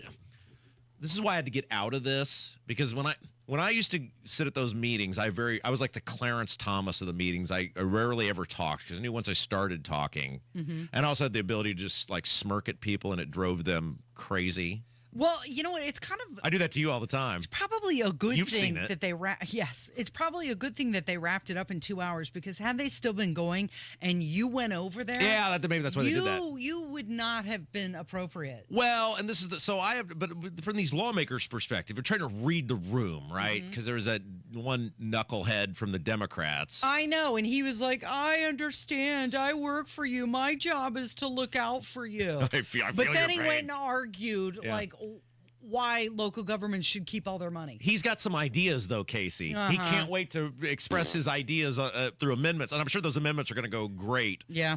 Anyway. A lot of people were talking about that House Bill 1229. Yeah. And at one point, Travis Holdman was like, okay, listen, we're not talking about that right now. We're talking about SB1. Some woman gets up there, and she's like Dwight Schrute pounding the table, and she starts out and goes, and I know the woman, and she's like, okay, cool. She's on our team. Like, I know this woman. Right. She goes, I'm completely against this bill. I oppose SB1. And I was like, what is happening? What? And then she lays out all those things about how it doesn't go far enough to protect the taxpayer. It's like, look, I'm not going to argue with on that, but ma'am, That's not what this is what we have right now. Okay, it took us a long time, a lot of effort to get here. Yeah. So I'm going to put you down in a yes category, right? Because this is the best you're going to do right now. I mean, all these people. We should abolish property. Yes, that's the goal. It's incrementalism, right? Yeah. And this would be a nice little at a time. A nice first step. But anyway, if you're a lawmaker, what would be better for your world than me just to leave you alone for a year? It would be like Christmas. Just every vote day. for it. And if it's bad, you can fix it the next year. If all the local governments cease to exist, if you reset those rates and everybody's in a one-room schoolhouse, or there are no more police officers, or the 911 dispatch doesn't work, then you just fix it the next year. You all know that's not going to happen, and I'll leave you alone. One of the people that I think it was the guy from Huntington. How he much was like, you would this do? is extreme. This goes too far. You would do anything. too far back to 2021. You would do anything, Casey, if you found out I would leave you alone for a year. You would do anything, wouldn't you? You would do anything. All right, what else are we doing? What's going on? You want my child? What's happening? What can I give you? What can I offer you? She's your property. Well, not anymore. She's an adult now. She's an adult, right? She's Kevin's problem now. Hey, did you hear that the Goonies are making a sequel? Oh, the Goonies. The Goonies, the movie. So, why? 1985. Well, you know what? There are no new ideas, right? 1985 cult classic. Some of the key cast members are saying that they are going to be on board, like Rudy, Sean Astin. What else is he doing? Corey Feldman. What else is he doing? Right, exactly. He's not so busy. His dance card is not full. So they plan on filming next year with a possible release date of 26 or 27. Now, Steven Spielberg has said that, there's been ideas that have been kicked around for a long time. The original director of the original Goonies passed away in 21. Yeah, because the movie was 40 years ago. Yeah, but now they're saying that they've got this idea apparently with a plot that resonates with both longtime fans and new audiences. It's another youth adventure. But with all of the original youth grown up. Okay, so you can probably count on your one hand, how many sequels have actually been decent. Like what? Like Godfather was good. Godfather was good. Yeah, Kev's over there racking his brain. I'm just thinking of something. Like Jaws 2 was passable. Yeah. I mean, Rocky 2 was passable. National Treasure 2 is pretty good. National Treasure was pretty good with Ed Harris as the villain. It's okay. I mean, think about it. Like what, other than Godfather, can you think of a, and Godfather 2 may have been better than 1. Can you think of a movie where you're like the sequel was really, I mean, I'm not trying to be facetious or, No. I mean, Terminator was pretty good too, with what's his name was the molten Terminator, Patrick, Mike. What's his name? You know who I'm talking about. Look up Terminator 2 villain and tell me what that guy's name is. He's a very famous actor. So you're saying that this isn't going to go well for Goonies? What's the guy's name? I'm not seeing his name. Oh my gosh, Kevin! I'm going to Casey filibuster for 30 seconds. I will do this. Terminator 2 bad guy. Robert Patrick. Jeez Louise, Kevin. No, can you think of one where there's any length of time that goes in between them? And right. That's quite a long time, right? Were there unanswered questions from the first one? These guys are almost 60 years old that now. we have to get down to. Will Cohen be in it? The Chunk? Is Chunk going to be in it? Jeff Cohen, yeah. Oh, geez. Yeah, that's what I'm saying. A lot of the original cast members say they're on board with it. Who's going to play Sloth? He's dead. Sloth is dead. Mama's dead. But I think Joe Pantaleone and Robert Davi are still alive. They could be back in it. Well, here's a man, and he's responding to the idea of another Goonies. All right, Hollywood, let's get something clear. You've screwed up a lot of things over the last several years, and Gen Xers have largely just done what we always do. We ignore you, or we sit at the back and mock you relentlessly. Occasionally, when we've been very upset, we've sent you emissaries like Critical Drinker and Nerdrotic in order to express our displeasure. But now you've crossed the line. If you screw up Goonies, I can promise you that with zero coordination, an army of Gen Xers will immediately pull out their least favorite baseball card, put it in the spokes of their BMX bikes, fill up a backpack full of Hostess cupcakes, grab their granddaddy's old World War II canteen and fill it up with water from the hose, and ride like the wind to seek furious retribution. Oh, yeah. You think people were willing to do crazy, brave things for Frodo? Wait until you see what we're ready to do for Sloth. Because Sloth loves Chunk, and we love Sloth. And if you screw this up, we're coming for you. Is high passion there. What's the hunky, good-looking guy that was in Goonies? Feldman? Corey Feldman? No. Yeah, Corey Feldman. Casey. I don't know who you're talking about. The brother. Is it Brolin? Josh Brolin. Josh Brolin. Thank you. Is he in it? Is he on board? Yeah. Is We see what characters. I mean, he's going to be like. That's my point. Like 80. This is 70? utterly There's ridiculous. no new ideas coming out of What was Hollywood. the name of the Asian kid? Ki Hui. Yeah, go. No. Kwan? Let her take a stab at it. Go for it. Ki Hu Kwan. Are you making that up? No. Is that actually how you pronounce it? I don't know. Well, spell it. K-E-H-U-Y. Is it one word? No, it's 3 words. K-E is one word. Yes. Okay. H-U-Y. Okay. Q-U-A-N. Kev, is that right? I think it's pronounced Hui. Take a stab at it. Okay, I think it's K Hui Kwan. K Hui Kwan? Yeah. I think so. What are you laughing at? How do you pronounce it? He's the world traveler. I'm going with him. It's Kendall and Casey. I called him the Asian kid from Goonies. 93 WIBC. 93 WIBC Mobile News. On the level, on the go. He's getting the nod. I'm Kirk Darling. Here's what's trending at 11:30. Robert F. Kennedy Jr.'s bid to become Health and Human Services Secretary has been advanced out of a Senate committee. Fox's Ryan Schmelz. The Senate Finance Committee voting to advance Robert Kennedy Jr.'s nomination to be the next Health and Human Services Secretary along party lines. Senator Bill Cassidy of Louisiana was on the fence up until the vote over past comments from Kennedy on vaccines. Kennedy will need to pass a vote in the full Senate to be officially confirmed. On Capitol Hill, Ryan Schmelz, Fox News. The number of job openings fell to a nearly 4-year low in December. The Labor Department says 7.6 million jobs were available at the end of the month, which suggests jobs are getting harder to find. I'm Kirk Darling, on the level, on the go, and on WIBC.com.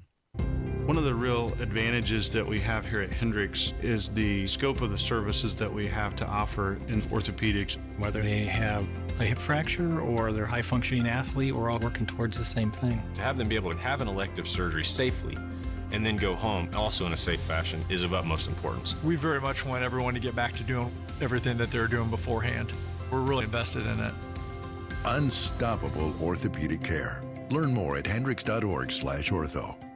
This Valentine's Day, the perfect gift is at PA Jewelers inside Premier Arms in Brownsburg. You're going to find that one-of-a-kind piece without breaking the bank. Unique vintage pieces of jewelry dating back to the 1800s. One-of-a-kind pieces from local jewelers. And they also have those wow factor diamonds if you're looking to make this Valentine's Day something special. A big jewelry selection without the big jewelry price. It's more than a kiss. 3754 South Green Street in Brownsburg. 317-858-3030 online at premierarms.com. Better water is getting even better at C&J Water. Get a free Premier Reverse Osmosis System when you purchase any water softener and save $990. C&J is the water treatment partner of the Indiana Pacers and Fever and believes everyone deserves better water, well water, or city water. When you invest in any new water softener from C&J, you'll get their Premier Reverse Osmosis System. That's a $990 value absolutely free. C&J Water for great systems and great people too. 317-733-SOFT.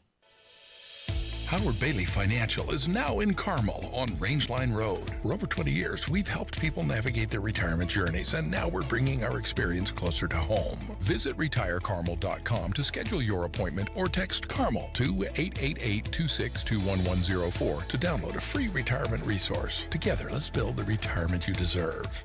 Howard Bailey Securities, LLC is an independent financial services firm and uses a variety of different investment strategies. Please see disclosures at howardbailey.com. I'm Kareem Abdul-Jabbar.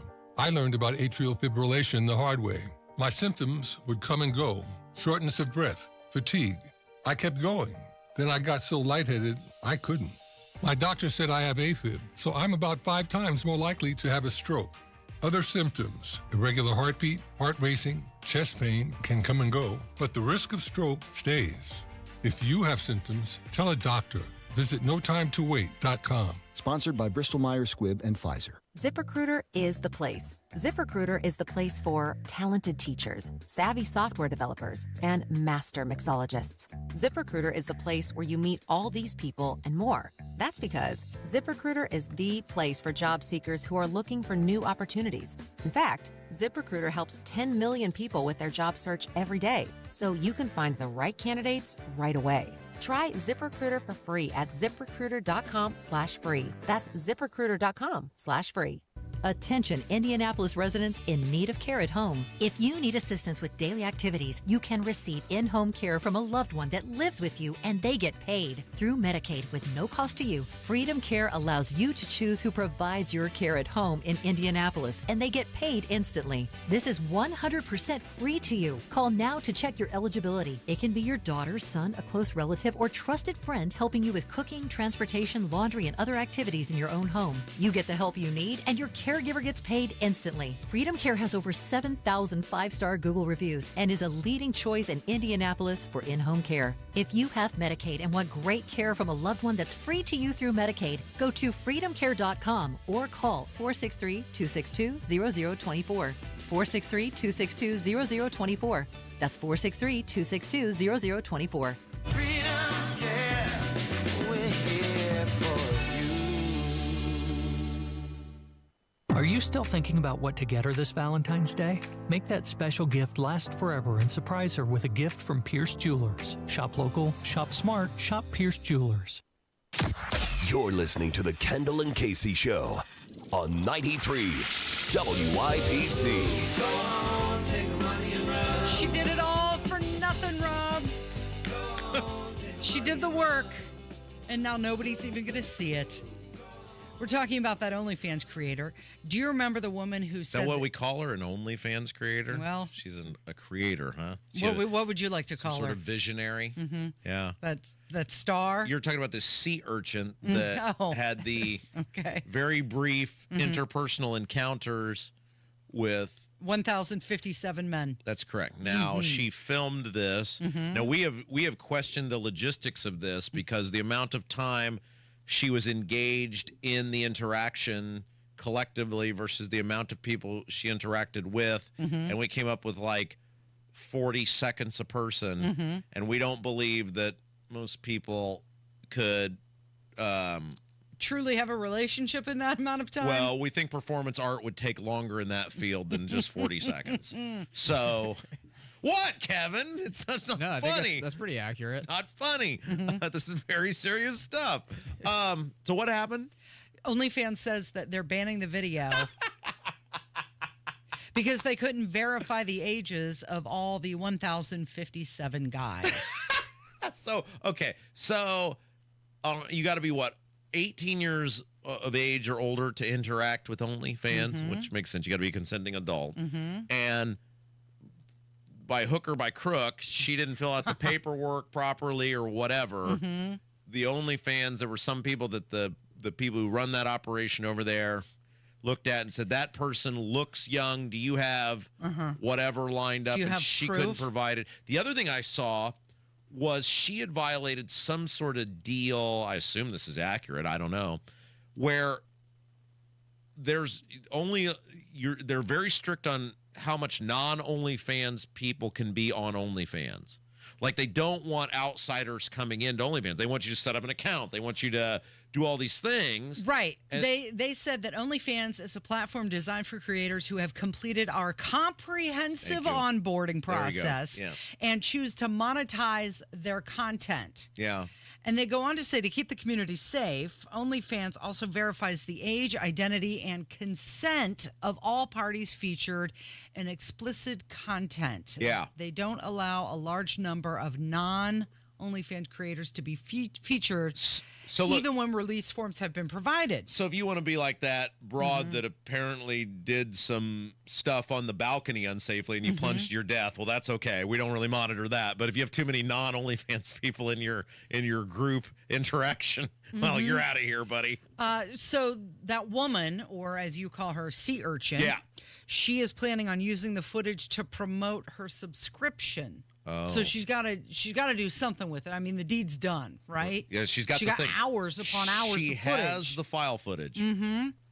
And so what is she going to do with it if she can't post it in whole online? What do you think? What? Nothing. What do you think? Like a personal, I'm not talking of an intimate nature. Well, intimate's all, is maybe a bit of a stretch, but what do you think a personal interaction with her is like? Like, how would you even have any sort of normal social interaction with? Like, what do you talk with about? her? So, what was that like? Yeah, but yeah, I mean, like, Do you think she's concerned about property taxes? Yes, I'm sure it's at the front of. Is this Bonnie Blue? Is that her name? Yeah. Is that? I can't keep all these women I thought straight. it was Lily. Oh yeah, you're right. There's another one. They're in competition. Yeah, Lily Phillips was the other one. Yeah, I don't believe Lily has had the success that Bonnie Blue had. Well, we told. Have we told the story about our Kev knows about this? The adult film star that I. Mm-hmm. That you used to play basketball with. Is that the one your neighbor? No. I'm saying that Different I had an encounter with years ago. Have we told that story on the air? I'm certain we have. No. Well, I think it's worth telling again. Yeah. Please. So I was at say more words. I was at a party years ago, and what? Nothing. And what are you laughing at? I remember this You know one. this story. Yeah. Kev's found this person on the internet. He's confirmed the story. That I did my this research. is a real person. Sure. I met all in the name of research. I met this person years ago at a party and was like a very, very nice individual. And I'm just like, I know this person from somewhere. And I asked them what they did for a job, and they were super. She say she was in outreach. Human resources. She was super vague about like what she did. Like she had a job, but it was a job in which she did not have to interact with the public. She legitimately had this job, but it was a job that she did not have to interact in person with the public at large. And it was like somebody with this assemblage that does make zero sense that they would basically be a shut-in where they didn't have to interact with the public at large. This person would be an asset to in any corporation, of any. Did you have a red flag come up based on her inability to give you full detail? Yeah, it was the sketchiness and the job. The job was the biggest thing, and then when she would talk about the job, because it's like there's zero reason that this person, given their assemblage, a solid broad ripple 8, is not engaging in the public at large. And when you hang around enough people like I have, you start to pick up on, something's off about this. And so I became very nice, like I said, very nice, very no shenanigans conversation, very normal conversation. Well, I became friends with this person on social media, and one of the lowlifes who worked here at the time comes running up to me in the hallway and is like, how do you know so-and-so? And I'm not going to name this person because they've moved on from this profession. And I said, well, I met her at this party and she was super nice and blah, blah, blah. And he goes, well, you know who that is, right? And I said, well, that's her, whatever her name was. And he goes, no. And he goes, here's her name. And also known as. I don't know if it was her Wikipedia page or what the thing was. And I was like, well, I'll be darned. So you didn't know that beforehand? Well, I did know it. I didn't know that I knew it. Oh. It's like I'm not the person today that I used to be. And I used to have a more working knowledge of that field of people. Yeah. And then I realized that's where I knew that person from. We're all grateful that we've been able to witness your personal growth. Well, thank you. You would not have made it with the old me. I mean, you would have had a really hard time. You may be surprised. Well, maybe we would have got along better. Who knows? But the point is, and so I forever wonder, because that person was clearly very guarded, and now in hindsight, knowing they clearly are concerned if people find out because they'd moved on from that. They were no longer doing that. They were no longer in that profession. But at the time when you met her, she was in that profession. No, she was out of the she profession. had already moved right. on. And Okay. clearly it was a concern of some sort Right. that people were She going wanted to go back there. And so I've always wondered for these people who get out of that, or even if they're still in the thing, like what is a personal interaction with that little sea urchin Well, I like? think once that gets out, that's all anybody wants to talk about. Exactly. And now the crazy thing is this person is married, Mhm. and at some point, The child's going to find out. well, kids plural, and she had to Yeah. have I was working with the dude. Right. At some point, This is something I did. you have to have that conversation. Right. And I've always wondered, I would have paid a sizable amount of money to have the knowledge of when that conversation happened and what that conversation went like. So anyway, you see this woman, you're like, what sort of social interaction a meaningful social interaction could she possibly have with any person? Well, I mean, just like you, a person is made up more than just their work, right? I mean, But she's not. has a life Her outside whole of life that. is her work. Yeah. This is what she does. She's proud Are you of it. talking about your friend or No, Bonnie I'm talking Blue? about this woman. Bonnie Blue. Well, that woman, the Bonnie Blue, the OnlyFans lady, she had her boyfriend. Is that who that next, guy was? Next to It's a her boyfriend? during some of her interviews. I thought it was some sort of like manservant guy. Some sort of handler. That's what I meant. Do we know that's a boyfriend? I thought it was Wow. the boyfriend. I bet he feels special. Well, I mean, To he's- boldly go where 157 have gone before. he's I'm sure having a good time with a bank account. All right, so we had to move Hammer back because we did that. We did a full hour True Crime Tuesday last hour. So yeah, Hammer's he's going to close the show with us. We Fantastic. cut from Bonnie Blue to Jason Hammer. Sounds about right. It is Kendall and Casey. It's 93 WIBC. Hammer and Nigel Show 306. That's when we crack the mic. Are you ready for energy? Are you ready to have fun? We're talking property taxes at the Indiana State House, baby. Somebody might get pregnant. Are you thinking this year I want to look and feel better and get my hair back? We Grow Hair Indy can help you do just that. I'm Rob, and I got my hair back at We Grow Hair Indy. Here's Darren Andrews, clinic director, to tell you why I chose them. For nearly 20 years, we've helped thousands of clients grow their hair back, and we can help you. We're one of only 2 places in the entire country to offer the Artist Robotic FUE and multi-unit hair grafting. I got multi-unit hair grafting. I love the results and cannot believe how much hair I got back. I can't recommend them enough.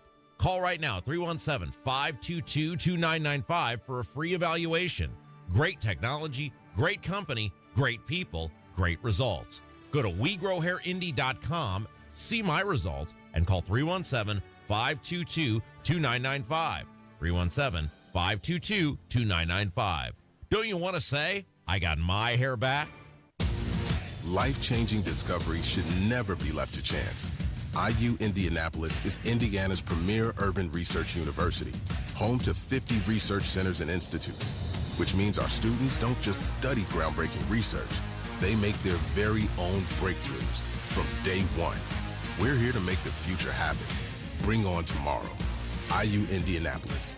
Discover what's next at go.iu.edu/breakthrough. Wealth-changing question. Has your advisor created a portfolio based only on your age and risk tolerance? That's simply not good enough. Your money deserves better, and so do you. At Creative Planning, our private wealth managers learn about you first, and then they create a customized plan and portfolio by partnering with our in-house money managers, accountants, and attorneys. Don't settle for a standard portfolio. Book your free meeting today at creativeplanning.com. Creative Planning, a richer way to wealth. Health gives you the ability to love more, feel more, be more. Health gives you the ability to live an extraordinary life. Because every day, no matter the challenges, is a chance to breathe, laugh until your belly aches, cry because you care so much, and experience everything that makes your life truly extraordinary. For 150 years, Franciscan Health has been there, watching extraordinary lives unfold. Love your extraordinary life. Let's talk about getting back to your best. Lack energy, muscle mass, feel moody, or have low libido? It could be signs of low testosterone. Know your T levels. Get tested. Testosterone therapy, or TRT, may be the answer. The true experts are at Low T Center, and everyone's different. Don't settle for a standard dosage TRT program. Get personalized treatment at Low T Center. For current patients, Low T Center offers a $150 referral credit when you refer a new patient. LowTCenter.com. Book that appointment today. Low T Center, reinventing men's healthcare. Life can be full of risks. One thing you shouldn't take a risk with ever is your family's health insurance. If you're self-employed or you now need affordable health insurance, you need to make this free call right now and see how the Health Insurance Helpline can help you get it. We specialize in helping the self-employed and people just like you that need affordable health insurance to get it. We have short and long-term health insurance plans, and some even cover dental, vision, and prescription drugs. Don't take a risk with your family's health insurance. It's not worth it. If you're self-employed or now need affordable health insurance, call right now and learn for free how to get it. Listen, affordable health insurance plans for everyone just like you are a free phone call away. So give us a shout right now. 800-659-7540. 800-659-7540. 800-659-7540. That's 800-659-7540. Hey, John, why so glum? I just got let go. The company's downsizing. This is the third time in the last 2 years. I'm done with this. Have you thought about My Computer Career? I've heard they can train you for a career in IT in just a few months, including cybersecurity and the basics of AI. And you don't need prior training or experience. Now that's a recession-resistant career. Wow, thanks. I'll check them out. Go to mycomputercareer.edu and take the free career evaluation. mycomputercareer.edu. Financial aid is available for qualified students, including the GI Bill. Get 3 rooms of carpet cleaning starting at $119 plus a 4th room free and $75 off air duct cleaning too. Zero Res 317-388-5141. The Home and Garden Show is back on the road this Saturday at the Suburban Indy Home Show at Grand Park Event Center in Westfield. Join the live broadcast from 9 a.m. to 1 p.m. and browse the creations of some of the top Suburban Indy outdoor space designers for your home. More info at WIBC.com. Here he is from the Hammer and Nigel program, which is rated number 1. Jason Hammer in the studio. Good morning. Good morning to my fellow number 1 rated midday hosts. Thank awesome you. to be here. At least someone appreciates that. It's Right. you, but, at least somebody appreciates it. So we got a little Irish music going on in the background here. I know some people are fired up for St. Patrick's Day and Valentine's Day. Which one's your favorite, Valentine's Day or St. Patrick's Day? St. Patrick's Day. Rob, any one of these move the needle for you? Do I strike you as the sort of person that is a holiday type of guy? Is that Drinking Irish that coffee to you? I mean, But St. Patrick's Day, at least you could have a beverage, right? yeah, but now I got a wife and a kid, and it's like all the stuff. Some just of my gets- best drinking has been with wives and kids, Rob. Some of his best drinking leads to wives. Get a and load of kids. new dad over here trying to give me a lecture on drinking with a wife and a kid. 22 years, and I got a 20-year-old and a 17-year-old. Yeah, but that's my point. Is like you've moved past the phase like you have to worry about your kid. Your kids you've raised them. They're good kids. They're responsible. I mean, now it's like I got a 19-month-old. Like Yeah, everything Hammer's she not does. afraid they're going to hit their head on the Well, edge that's of the a point. table. Like, I mean, I think the authorities would frown on drunk St. Patrick Rob. His kid put her hand in a light socket or something.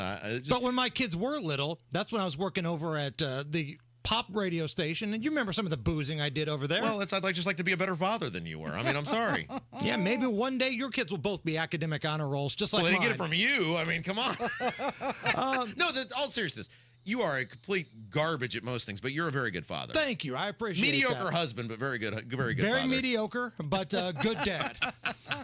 And speaking of St. Patrick's Day, lo and behold, now available on the Hammer and Nigel Show store, our new line of St. Patrick's Day t-shirts. Love 'em. So if you want something green, something festive for St. Patrick's Day, maybe you're going to parades, maybe you're going to the bars, maybe you just don't want to get pinched, we've got a new line, 4 different shirts available for you now. And if you make an order by the end of this month, you're guaranteed delivery by St. Patrick's Day. You ever pinched somebody? You ever been a pincher?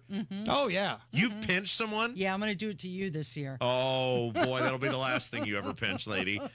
You been a pincher? Sure. Really? You find a hot chick not wearing a green shirt, you pinch her right in the can. It was a different time back then, Rob. But check out the You're not a shirts. pincher, are you?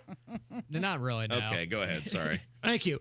Please check out the shirts right now. Which one's your favorite one? I like the Kiss Me, I'm Irish. Probably. Yes. One of the shirts says, Kiss Me, I'm Irish, then very short letters underneath. Probably. Probably. Maybe. There's another one that has the world famous amateur sketch of the Crichton, Alabama leprechaun. That's great.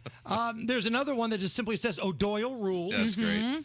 And we've got another one. I think this one's your favorite. Yes, that's right. May contain alcohol. Caution. Yes. Caution. May contain alcohol. I do like that one. Maybe if we do some sort of work venture, maybe on St. Patrick's Day, maybe we could all go. Like I could justify that because that's one beverage, and then I could be home before the kid gets home from daycare. We could do that this year. Usually we have our friends at Coach's Tavern come over and bring a couple pitchers of green beer in here and hang out. That's right. So maybe we'll do that this year. But check out the shirts. I've got them posted on Hammer and Nigel's Facebook and Twitter. Just look for Hammer and Nigel. And it's also store.hammerandnigel.com. You also you got the bowling thing coming up. Remind everybody quickly. Dude, tickets are going fast and furious, baby. We only got 9 lanes left. So individual tickets, full lanes, buy it right now on the events page. And Rob, we got a podcast to do. That's right. Super Bowl week. Yes. You've got lots of plays, I guess. Yes. I'm still out. I still work on the betting podcast while you mail it in. Like, sounds like you do your parenting. Thank you, Hammer. Thank you, Rob. Thank you, Kevin. And thank you for listening today. That's going to do it for us. This has been Kendall and Casey on 93 WIBC. If you built a house, you'd start with a strong foundation, right? Now, if you want to build a financial game plan for retirement, you'd start with Social Security. That's the foundation, and here's why. The decision to file for Social Security could impact your taxes, IRA, and 401k withdrawals, spousal benefits, and even your Medicare premiums. Everything is impacted by Social Security. That's why it's critical you get this right. Nobody knows Social Security like our guy, Bill Demery, your retirement guy here in Indy. Bill is going to do customized. That's important. Customized Social Security analysis just for you. Everybody's different. He'll customize yours. And it's free. Absolutely free, even if you're not a client. So if you've saved more than $200